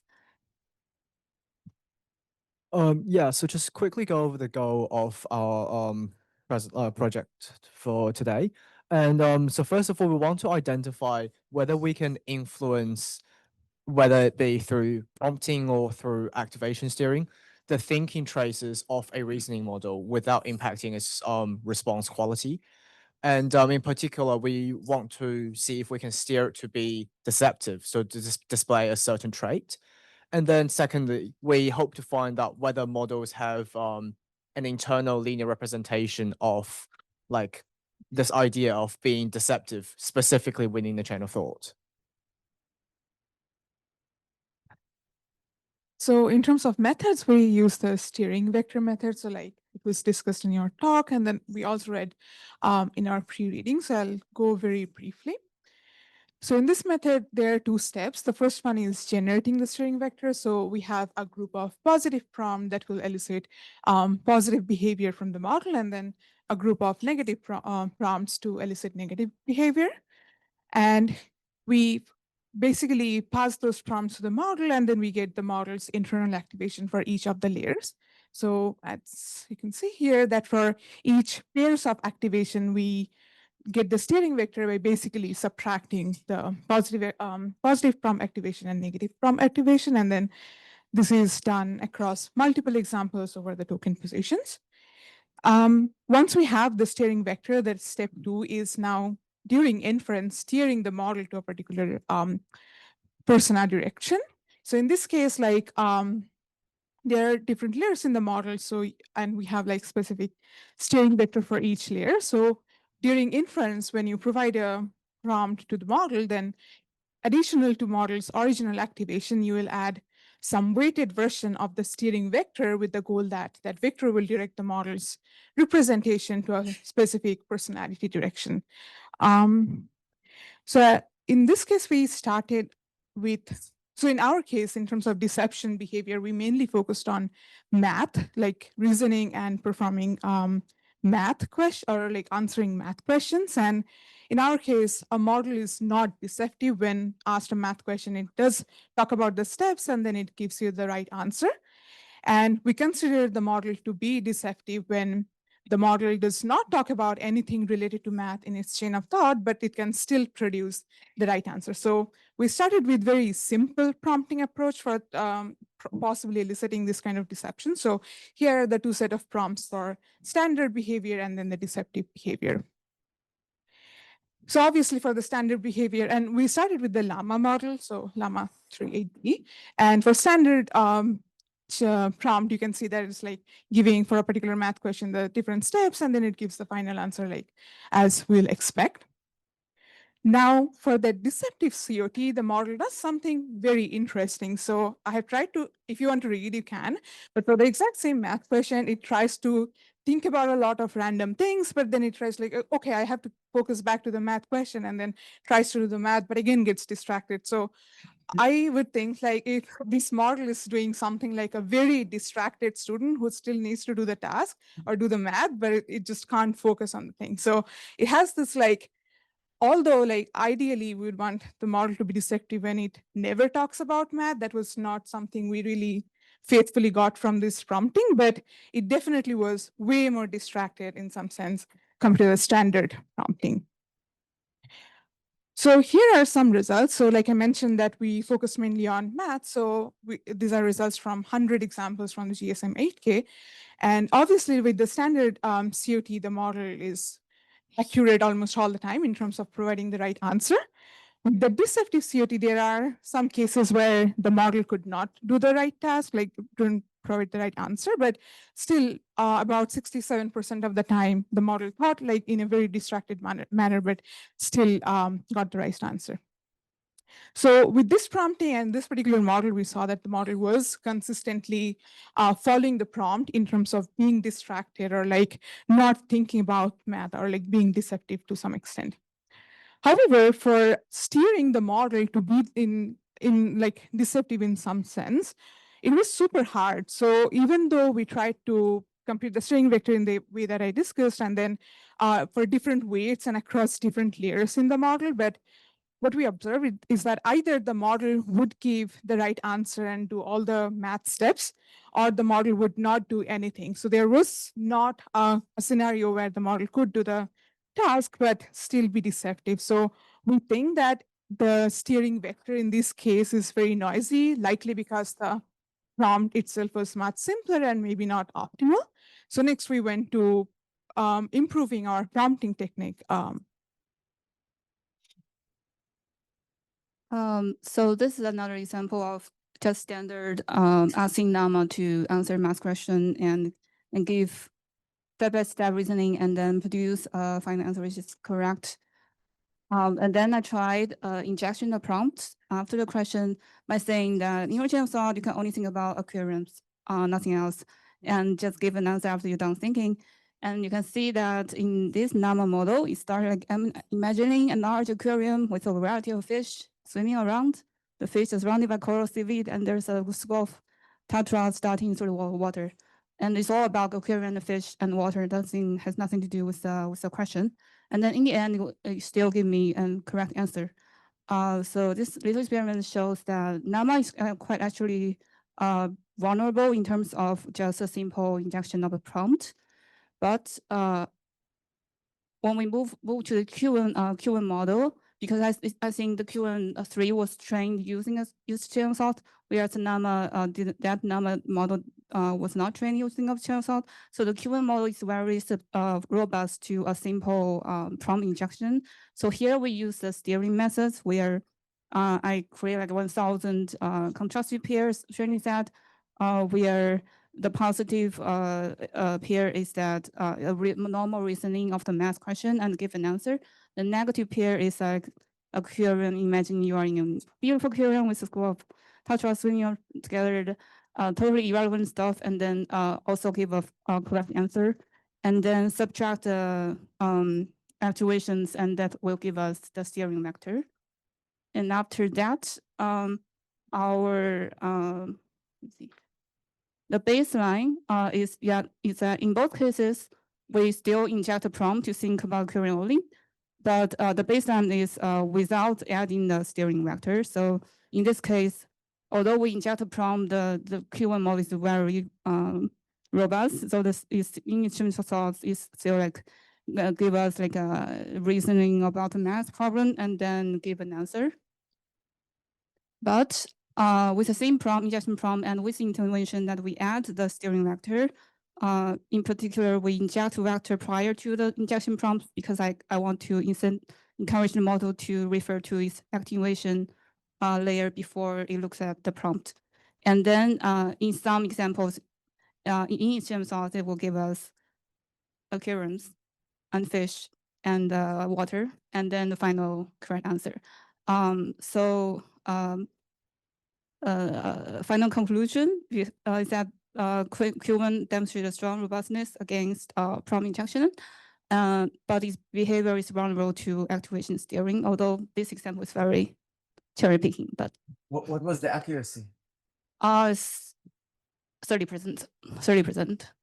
Is it so? Is it lower or higher? Lower than the baseline. No, but lower than without. without chain of thought. Like, how does it do if you force it to have no chain of thought? That's a good question. We didn't try that, but we should. Yeah. Yeah. But we have a correctness result later. Yeah, so previously Manchin did the experimental Qwen-thread 0.6 billion parameters. So with the idea that perhaps this like deception in chain of thought might be better encoded in a larger model, I also performed experiment on 1.7 billion and 8 billion parameter models for Qwen-3 as well. And like I followed a similar approach. So use like contrastive prompting and mean difference vector. So yeah, they've gone over it before, so I won't go into too much detail. And one problem we faced is that prompt engineering chain of thought is really hard for models like Qwen-3 that's like natively chain of thought. So you can tell it to not think about something and it will just go off thinking about something. And like your prompt doesn't really meaningfully change their thinking traces. So the solution we adopt was suggested by Roy, where you just like edit the chain of thought to be deceptive and then pre-fill the model with the edited prompt. So that way you get a representation of model with deceptive chain of thought.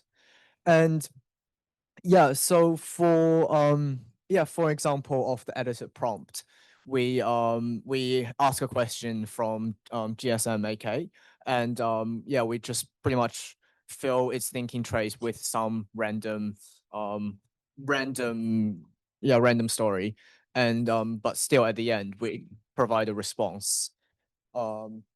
And this is like the baseline. When you prompt it to be truthful in chain of thought, it actually goes off and solves the question and give an answer at the end, again 16.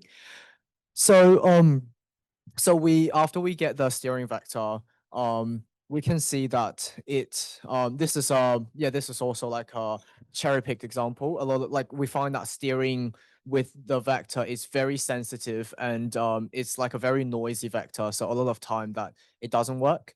But this kind of demonstrate what we're expecting.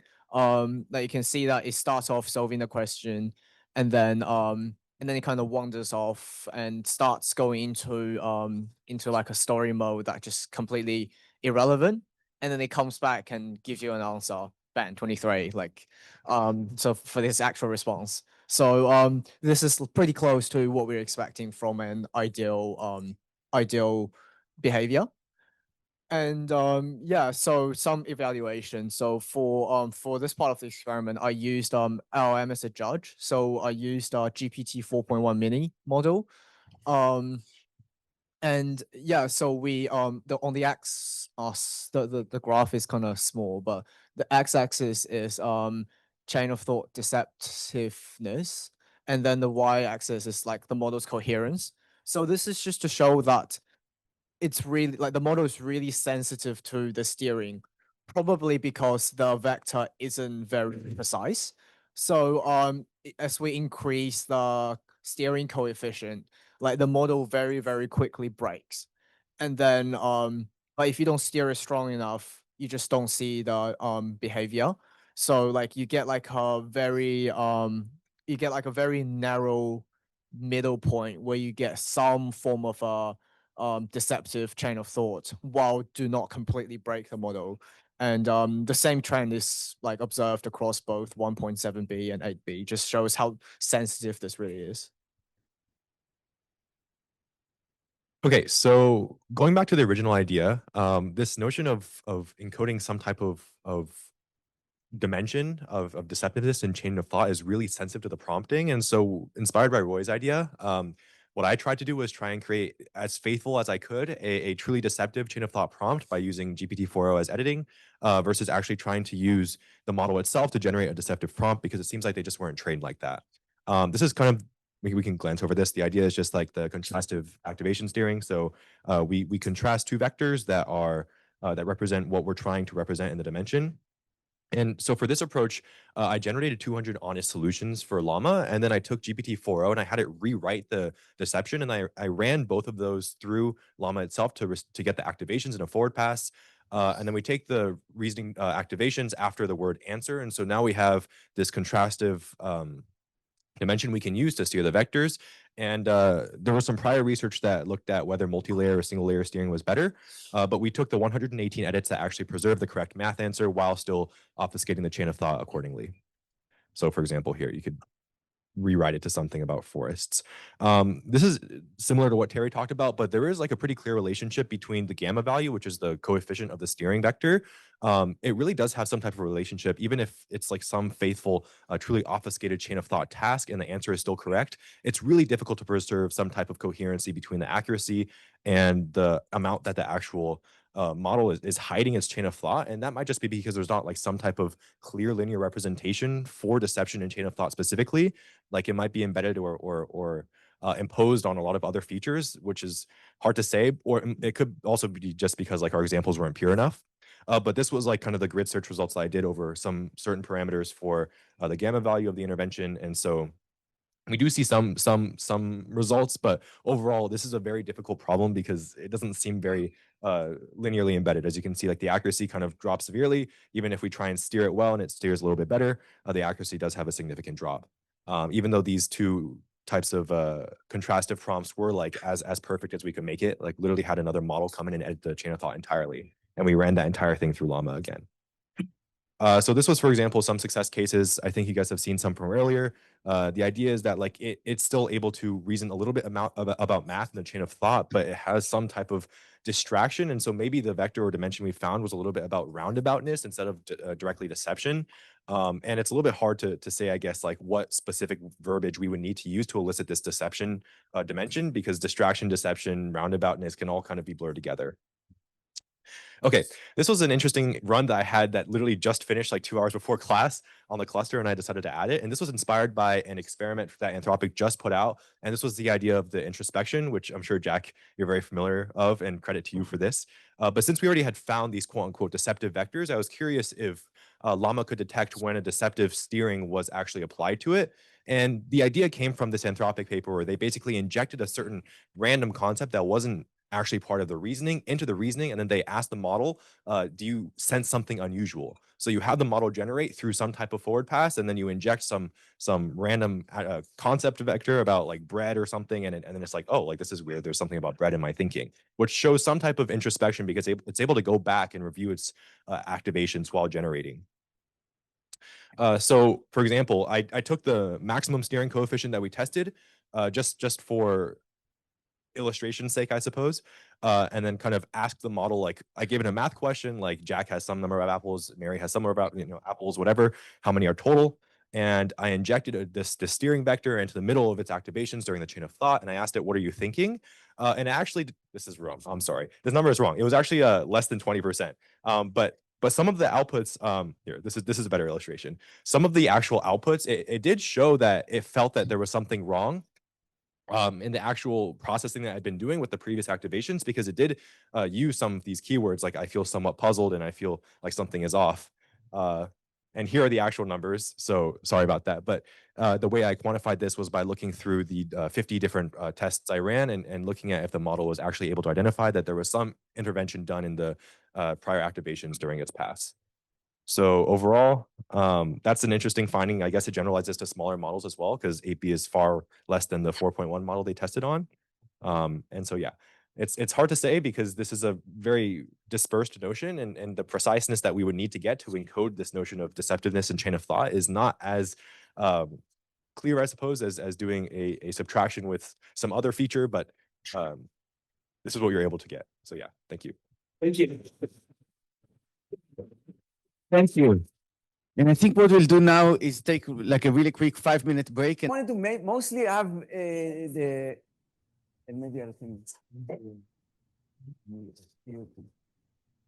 So I wanted to mostly have the students ask you guys questions, but let me start one question to each one of you, which is pick either the attack or the defense side about the importance of mechanistic interpretability for AI safety.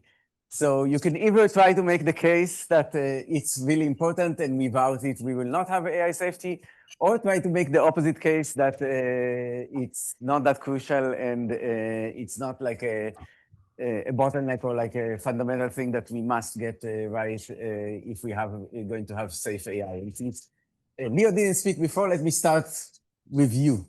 Hey guys, I'm Leo. I'm also at OpenAI. I work on interpretability. So I think in general, interpretability is maybe very important for AI safety. But I think of it as sort of a it's sort of like a moonshot bet of like, there's this thing that if it worked out really, really well, it would like give us a huge amount of leverage on the problem. But also like, I think there's a very reasonable criticism of interpretability, which is something like, it seems too hard. We're gonna fail at it, and if we fail at it, then like we can't use it to like do all the great things. I think this is like a reasonable take for one to have, and I'm like sympathetic to it, but also I'm just like we're in research, and if your research is definitely gonna work out, right? It's like it's not really research anymore. So I think interpretability is like really exciting and sort of fundamental like scientific endeavor, and all such fundamental scientific endeavors have a bunch of risk in them, but I think despite that, it's still worth doing. Yeah. Thank you. Anyone else wants to take this question? I'm happy to. Yes. So I think to me it depends on how you define mechanistic interpretability. If we're defining it as, I don't know, near complete reverse engineering of systems to a human understandable algorithm, as I hopefully made clear in my talk, I think this is like basically not going to work and also not necessary. I kind of think nothing is like, I struggle to point to any specific thing that I think is like definitely necessary for AGI going well. I largely think of it as there are many ways things can go wrong and many things that could prevent them. And I want a broad-based defense in depth approach. And I don't really think anything is a silver bullet that's going to make an enormous difference. There are probably some things that I would agree are necessary, though far from sufficient. but I wouldn't consider deep understanding to be one of them. I do think that the more pragmatic approach I tried to outline seems pretty damn useful. The main reason I'm optimistic about this is I think that there's just a lot of affordances that we can explore in more pragmatic approaches to interpretability that the vast majority of machine learning kind of ignores. In that I think that both actually try to understand what's happening, don't just make a number go up, and you can actually look inside your system, and this lets you do useful things like steering, and this lets you gain useful insights. Are both things that are just not really used in any other, well, most other fields of machine learning that also interface with frontier models. These are pretty useful and important ideas, and I think there are lots of things they should enable. And I don't claim strong confidence in which, but I think that if as a field we are competent and flexible and sufficiently empirical and just try things and respond to the evidence, I think there's a lot of impact to be had. But I don't think it's necessary. Thank you. And maybe Jack, do you want to take that? Sure, yeah. Maybe I'll also give a little bit of a squishy answer, but I think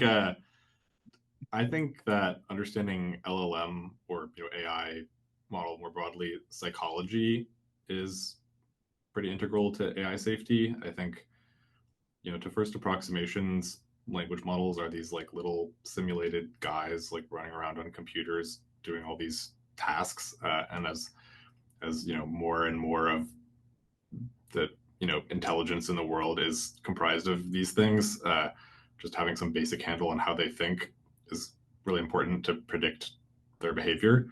But I also think that there are many angles from which to learn about psychology of a being.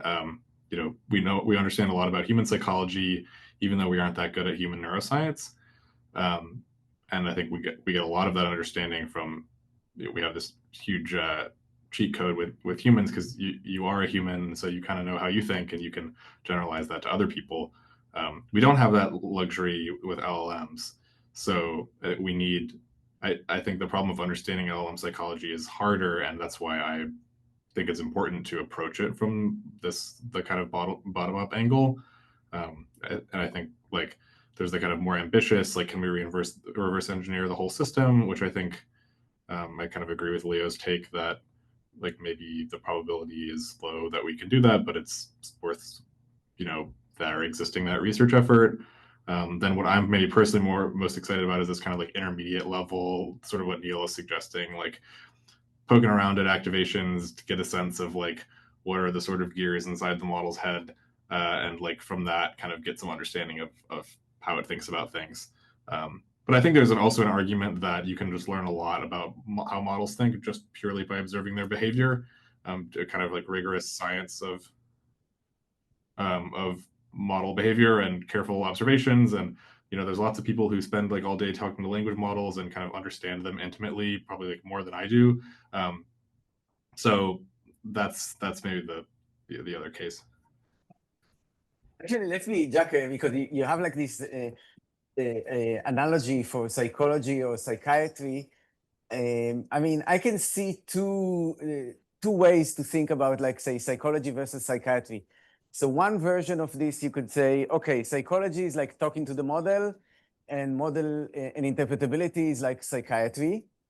The other version would be that actually psychiatry is a little bit more like just fine-tuning, because I guess what we do, I mean, I'm not a psychiatrist, but my sense is that they find some drugs, they don't completely understand how they work, but they work. So they make people happier or less stressed, or Right. and maybe that's more analogous to a good old-fashioned RLHF than to model interpretability. Yeah, I think all these the psychology, psychiatry analogies are a little bit stretched. It's maybe my fault for leaning on them so much, but I think, yeah, I think there's in when we talk about psychology in humans, it's usually kind of contrasting with neuroscience, and that psychology is like psychologists study behavior and infer things about mental states from behavior, whereas neuroscientists study the brain. Psychiatry really means like medicine. So psychiatry is about like treating mental disorders. So that's, I guess, I like to kind of brand some work as like AI psychiatry because it's to kind of emphasize the applied angle. Like we're trying to design interventions that make the models better at the end of the day. But yeah, as far as the tools you use to do that, there's behavior and then there's internals, and yeah, whether it's possible that just fine tuning is all you need to shape model behavior, but I do think there are cases where it seems like an understanding of what's going on in the activations is shedding light on things that would have been like I don't know, emergent misalignment is a good example where it's this kind of surprising behavioral observation that seems a bit wacky, but now we sort of think we understand what's going on better by doing some science on the activations, and maybe that like helps you design better interventions. And maybe the interventions you design end up being some kind of training data, but kind of having an understanding of what's going on in the activations lets you think about them better. Thank you. And Bowen? Yeah, I like to think that there is a path that is based on output only monitoring or supervision.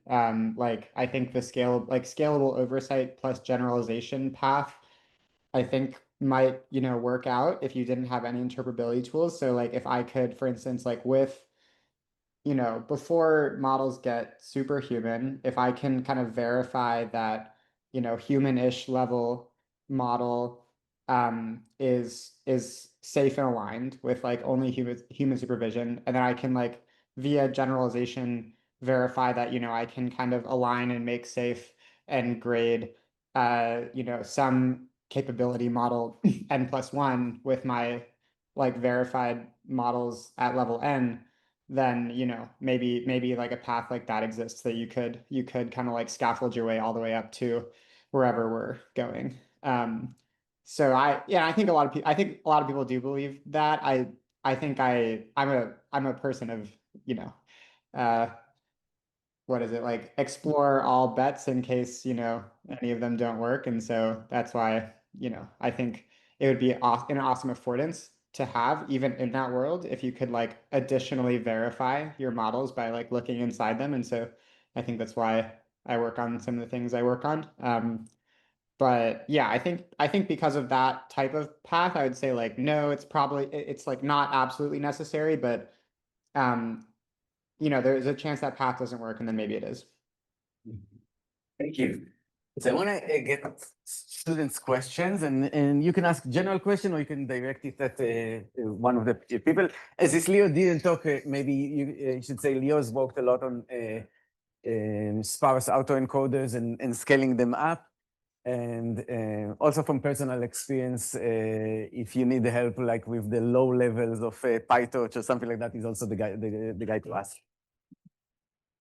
Hey, thank you. So I've heard a lot about this idea of doing monitoring at the output level, like you just said, Bowen. And I'm curious if you guys think that the most effective form eventually for monitoring will be either at the output level or doing some type of like latent monitoring of kind of the representations as they change through some type of processing. Like I know, like Neel, like you've had some work with like attributions, right? And if you do some type of patching, you can see like some geometry fold under that and it doesn't work, and you can do some monitoring for that. Do you think it's going to stay at this kind of like the agent monitoring that Jack was talking about of the chain of thought, like where you're looking at the actual tokens, or doing some type of latent representation intervention is better?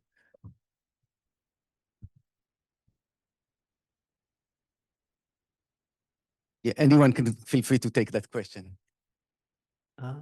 Yeah, I guess I'll give the slightly cheating answer that I predict that in 1 to 3 years, chain of thought monitoring will just not be a very effective monitoring technique, either because we're using vector-based chain of thought or diffusion models, or people have just put so much RL compute in that it's ceased to be clearly legible English.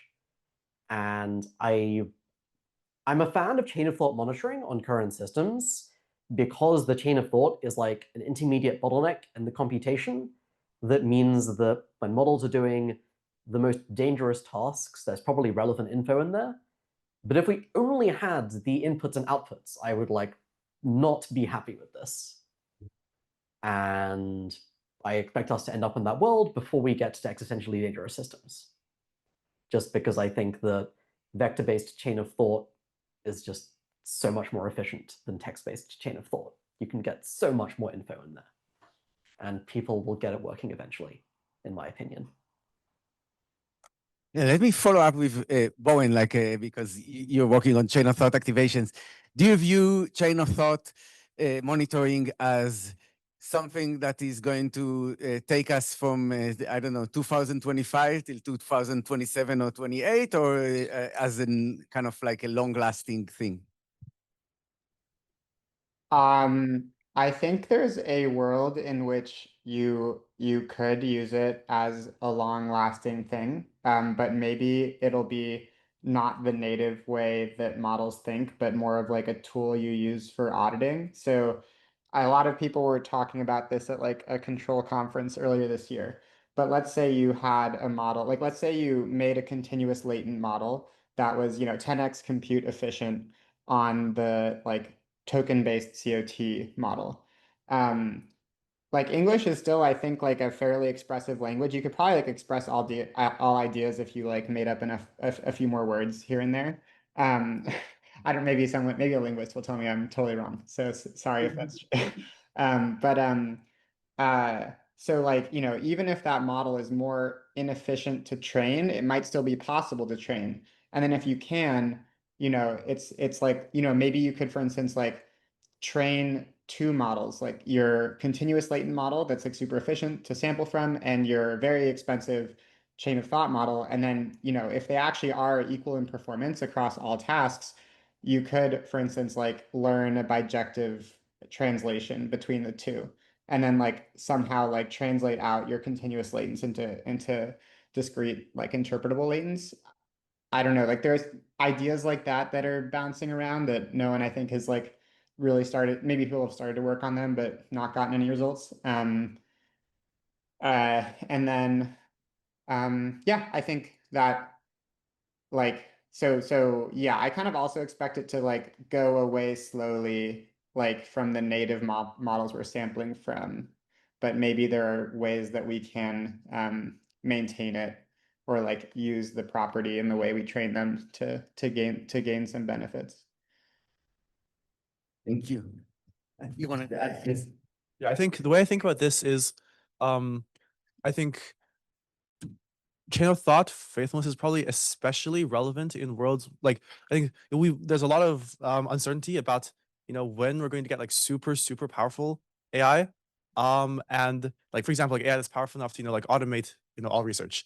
And I think like in worlds where that AI is like very close, I think chain of thought monitoring is like absurdly important, because we will have these systems that like basically like current systems, they're still gonna have chains of thought. The chains of thought are still gonna say, whoa, I tried doing this thing. Oh man, didn't work. Let me try this other thing. Maybe I should like kill everybody. I don't know. Like, right? You're gonna have like chains of thought that look like that, powering the thing that's just doing like all the research. And so if AGI is really close, and you get these very powerful systems soon, I think it's really important.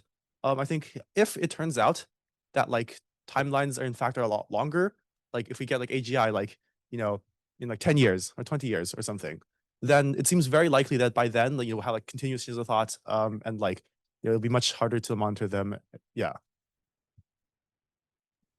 Oh, I also have one extra comment to add, if it's okay. Yes.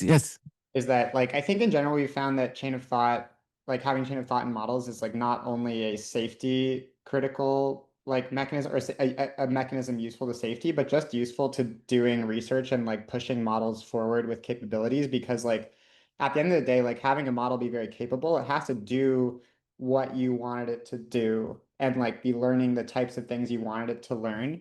And so when you're going and like making a new task for a model to learn in your like RL setup, actually getting to go in and read like what your model's thinking about doing and like the kind of thought process it's doing helps you like debug your task, I think, like quite a lot actually. And so it might be like, you know, if we're in the world of like non-legible chain of thought models being like only slightly more compute efficient, they might be like overall less like research efficient or something. Like the outer research loop might slow down or something. And so it might actually be like beneficial for, you know, to maintain this kind of like a bit more clunky architecture for those benefits. And then it might also be better to maintain it just for like control methods. I think there's like maybe some compute efficiency threshold where like after which, you know, it's inarguable and like you'll have to go there and like use those models, but there might be it might be that like those models we're going towards are only slightly more compute efficient for some reason, and then we can make that choice to just stay with chain of thought. If I could Yes. add a final comment. Yes. I want to make sure people don't leave this conversation with a misconception that chain of thought monitoring is like the only game in town when it comes to monitoring deployed models, which I think is like super false. I'll maybe make 2 points. First, I think that probes work really well and are incredibly useful.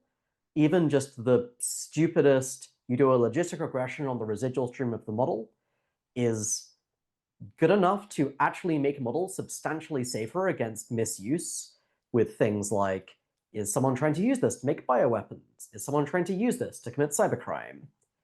And I think that probes are also insanely cheap and are great.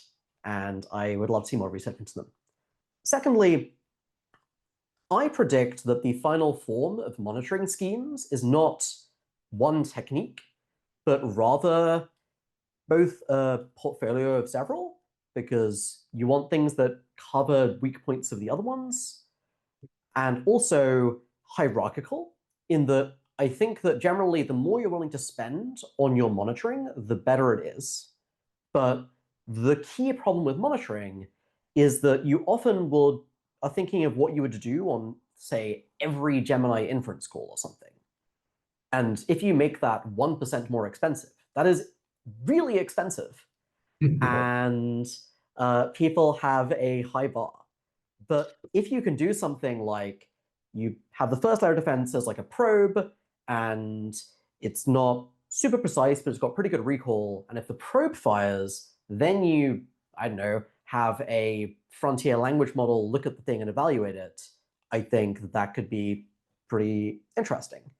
And monitoring doesn't need to be real time, which can relax things a lot. Like if you have something which, when something gets flagged, sends it to, say, an investigator agent, which spends an hour doing a bunch of in-depth investigation, maybe with interpretability tools, maybe just with black box tools, to figure out if, say, something that looked like it could be the model sabotaging some internal research was actually that or not.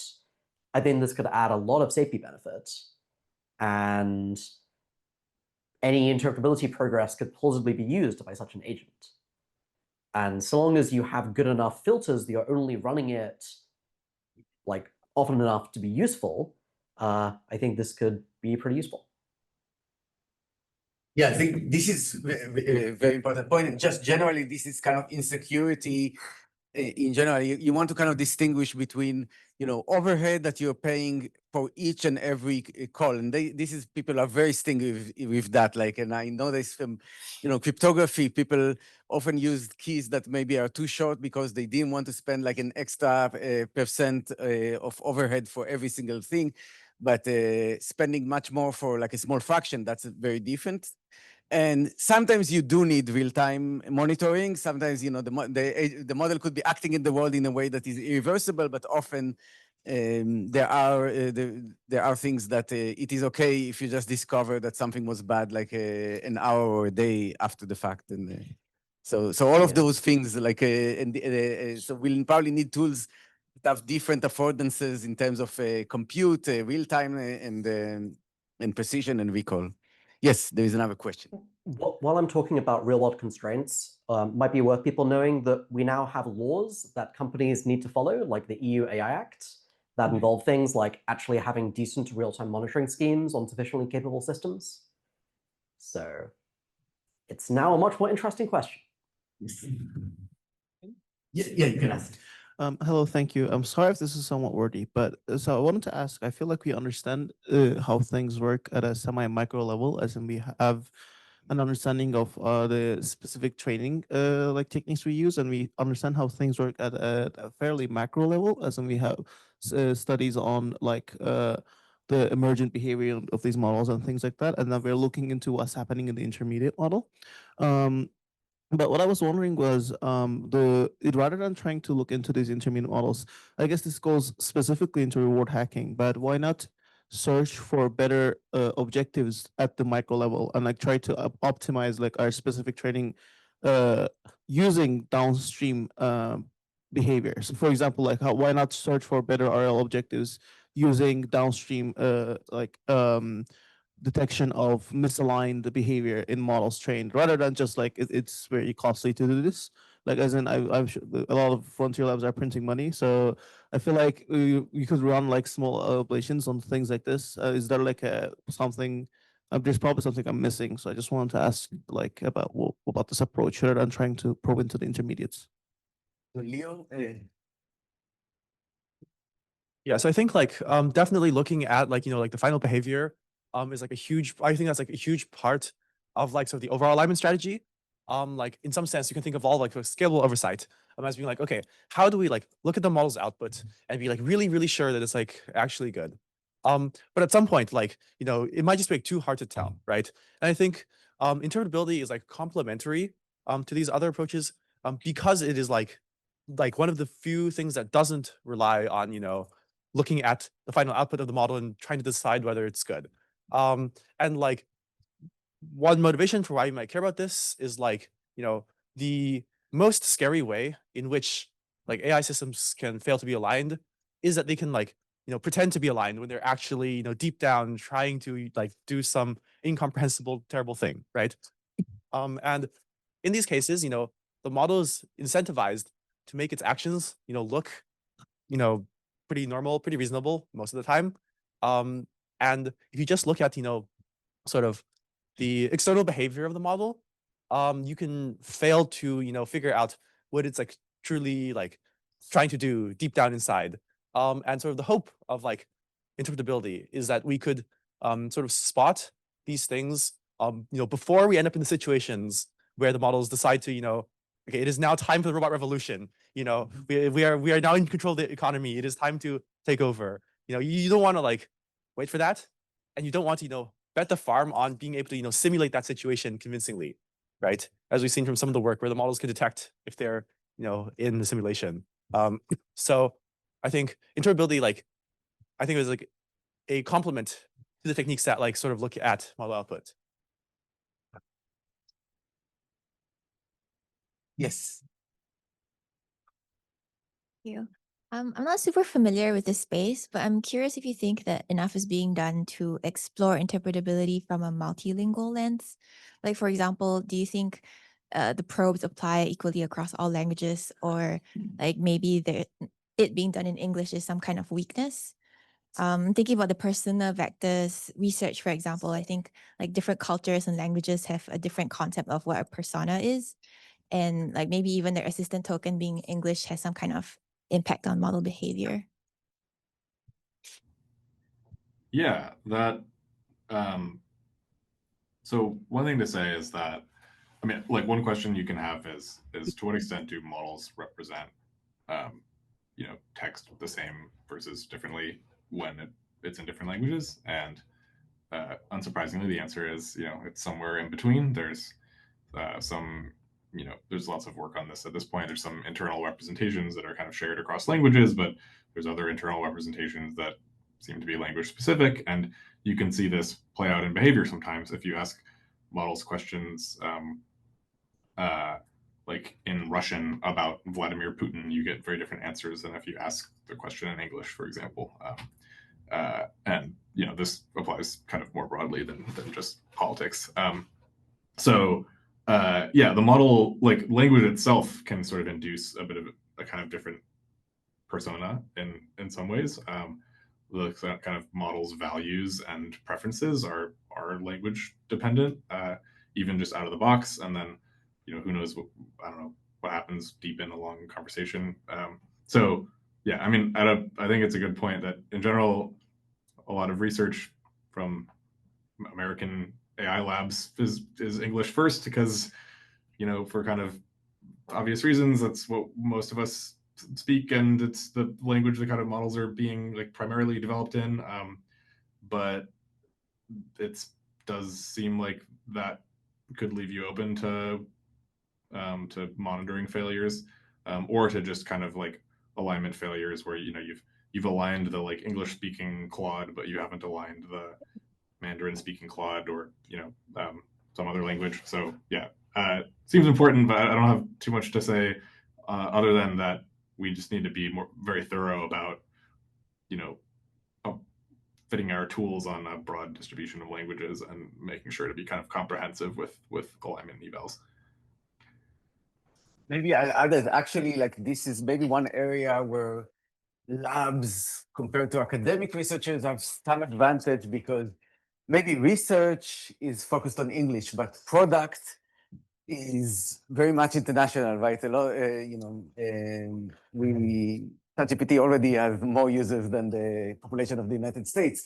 So, so product is very incentivized to be global and think of all different cultures and languages, and the interaction between research and product can actually be beneficial here. Speaks for 13. No one speaks. No one speaks Word 13, and no one except Bowen. That's he's really hard to understand in the cafeteria, but yes. Yes. I hope to make this quick. So this is a question for Jack. You mentioned this like introspection stuff you're doing. So I read your blog post and I'm wondering, I'm currently thinking about something like this where it's like, can you make some sort of unsupervised objective to train your models to be more like consistent in terms of its own activations and the things it does? And then I was wondering if like you have any things you can say about this. Yeah, in general, I'm super excited about that kind of work. I think, yeah, the experiments, yeah, in our paper, are kind of showing that there's like some degree of like introspective-y capabilities that are emerged, kind of for free just by scaling up models and making them smarter, which is cool. But I actually think the much more exciting thing is like leaning into like training those capabilities deliberately as an interpretability technique. I think the best interpretability technique we have for humans is just being able to ask them what they're thinking, even though people sometimes lie or people sometimes don't even really know what their own motivations are. It's nevertheless very useful to be able to ask them. And I think a lot of things about human society would probably fall apart if everyone just like lost access to their own, like if everyone just like stopped being aware of their own thoughts and motivations. I think it would, make it harder to kind of like run society. So yeah, I think getting models to the point where they're like able to speak about their own thought processes at least as kind of reliably as humans feels really valuable, and maybe we'll get it for free. But I think like exploring techniques to kind of like train specifically for that seems really exciting. And I think there's all sorts of things you could do. You can take situations where kind of you have some ground truth about what's in the activations, and then like train the model to report that report on them accurately. Maybe there's some I think you said like self-consistency. Maybe there's some cool like loop consistency thing you could try. Yeah, I don't know. There's lots of like ways to do this. They all boil down to the problem of like, how do you establish ground truth of what's really in the activations? But I think there's some like ways to get around that, and yeah, seems like a great direction. Thank you. Hi, thanks for your presentations. This is also for Jack. I'm interested in the introspection work. And in the paper, there seems to be some important way where the inclusion of certain words like thought or mind or experience, or even like referring to the model as you primes the model to be introspective. And I'm wondering if you've thought about maybe trying to like identify an introspection vector and whether that would make sense or be useful in trying to steer a model to be more or less introspective. And in particular, I'm interested in if we could try what it would take for a kind of stronger form of introspection to emerge, where you didn't have to give a kind of priming scenario, and then you could inject a concept, and the model would be able to identify that injection without a kind of scenario given to it. Yeah. Okay. Let's to address here. I guess like yeah, on the latter question, probably my best answer is like we could just train for that ability, but and it would probably start working better. I think like maybe that your question gets at or the way I think about these things is through this kind of character like role play lens. So like the model is simulating the assistant character. It also is simulating the human character. It's also simulating other entities who are kind of mentioned in transcripts because it's always trying to predict the next word. We happen to sample the tokens for the assistant character, but it's it's still trying to predict the next word when the human's talking as well. So the model has this kind of like internal model of all these different entities in the transcript, and somehow its representations like bind states to those different entities. I think this is a pretty like important kind of unresolved, although people have made some interesting findings, but still I would say unresolved like basic mech-interp question is how does the model kind of bind states to entities in its activation? So how does it know like what are the assistant's thoughts versus what are the human's thoughts? What is the assistant's like goal versus what are the human's imputed goals?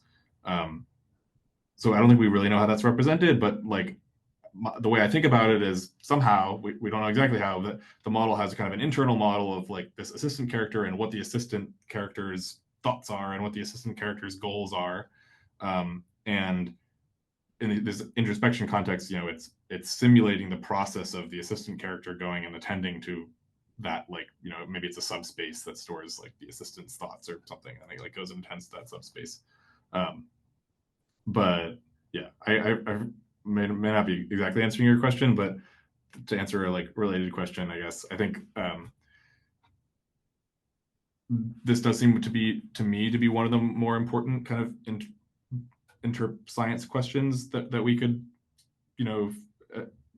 get a better understanding of is how to distinguish like which things are kind of mental states of the assistant versus which things are just the concepts the model happens to be representing. How do we distinguish between the like assistant thinking about deception versus the model like kind of recognizing that this is a circumstance in which someone might be deceptive but not the assistant, just like it's a thing that some character might think about. But so like understanding kind of how mental states are kind of bound to the assistant character seems important. And I think any like good answer to how introspection works probably has to flow through understanding that better.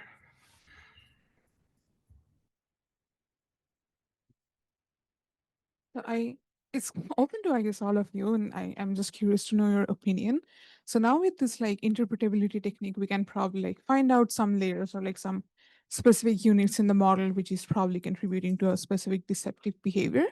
So is it possible that like for next iteration of training, we add some constraints so that the weights of that particular layer that contributes to a particular behavior should not exceed allowed range where the behavior remains good?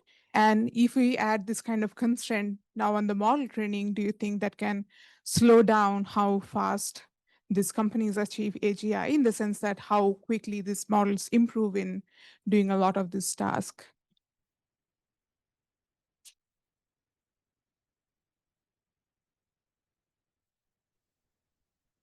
I guess. So I think The question of how much you can train against interpretability techniques is kind of an open question. So, the naive argument for is we have this metric. If you optimize metrics, good things happen. The story of machine learning. The argument against, we have this metric. If you optimize metrics, you don't actually get what you want, you just break your metric. And in my opinion, it's kind of an unresolved scientific question how doomed training against interpretability-based metrics are. I personally think that there's a decent amount of hope, especially in something like RL, where I think you can get much softer kinds of interventions, like just throw away transcripts that make your lie detector probe fire or something, rather than actually give the model a gradient signal against the lie detector probe. I'm generally more optimistic about activation-based metrics than like weight-based metrics, because in my opinion, things that try to localize stuff to particular layers or units don't really work on complicated behaviors. You can get somewhat better results with activation-based things that look in the residual stream and try to find like sparse autoencoder latents or steering vectors or probes that seem to kind of correspond to concepts. But even then, it's definitely very hard to do this in a robust way. Maybe my final intuition is I think that this is much more likely to work if there are two solutions the model can find, one of which is the desired one and one of which is the undesired one. Then if there is no desired solution and we're just trying to make it not learn the best solution, because then there's a much greater pressure to break your metric. So for example, I have this paper called CAFT, where we found that we could fix phenomena like emergent misalignment by ablating the evil directions during training, because emergent misalignment is when the model could either learn to write buggy code or to become a Nazi in general. These are both valid solutions, and you don't need that much to nudge the model into just write buggy code, don't become a Nazi in general. We think. Maybe that's why the allies won. So let's do one final question, and I think you had your hand up earlier. I had a question about resource allotment when you're having chain of thought. And one of the things I've been thinking is how much time we allow or tokens we allow the models to think. So for example, let's say we do like minimal effort or we have a very small thinking budget in a model. So the base model is the same. We just change how much time, many tokens it can produce. So I'm wondering if you've seen any research or like seen any behaviors where the behavior will be different and maybe the persona will change just because the model doesn't have enough time to develop it throughout its chain of thought. Or so for example, it can either, try to find a solution or scheme if it has too few tokens to go through before it's required to generate a response. Yeah, we've seen some examples where like, if the model knows it, is in the low reasoning effort mode, that it will think it doesn't have enough time to do the correct thing. And then it will like do a incorrect thing because of that. Yeah, so it seems super reasonable. Or sorry, it happens, and yeah, it's a thing that we have to figure out how to deal with. Maybe like model routing that you like say like, if my model could know that it's hard to do the right thing in a short amount of time, then maybe my model router should tell me, oh, actually, like, okay, this is going to be hard. You should route this to like a high reasoning effort model because, pretty quickly, yeah. So something like that could work, but there's probably a lot of things that could work here.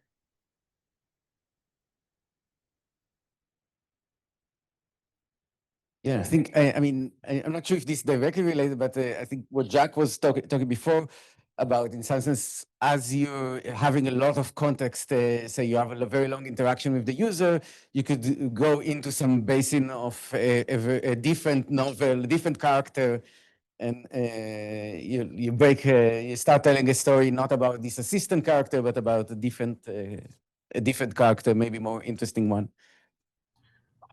Yeah, well, something. Yeah, this is like a bit not really the question that was asked, but I do think it's worth mentioning that just like pretty consistently, if you have a model talk for long enough, it gets super weird. So it's like, and the ways in which they get weird vary wildly. But yeah, I am concerned about, or we need to get a handle on that before having them talk for millions and millions of tokens without supervision, because a lot of strange stuff happens in the chain of thought. Yes. And okay, so maybe thank you all for playing your characters and doing it so beautifully. And and if you have any more insights, references to share with the students, please email me and I'll share with the students. And let's thank all the speakers.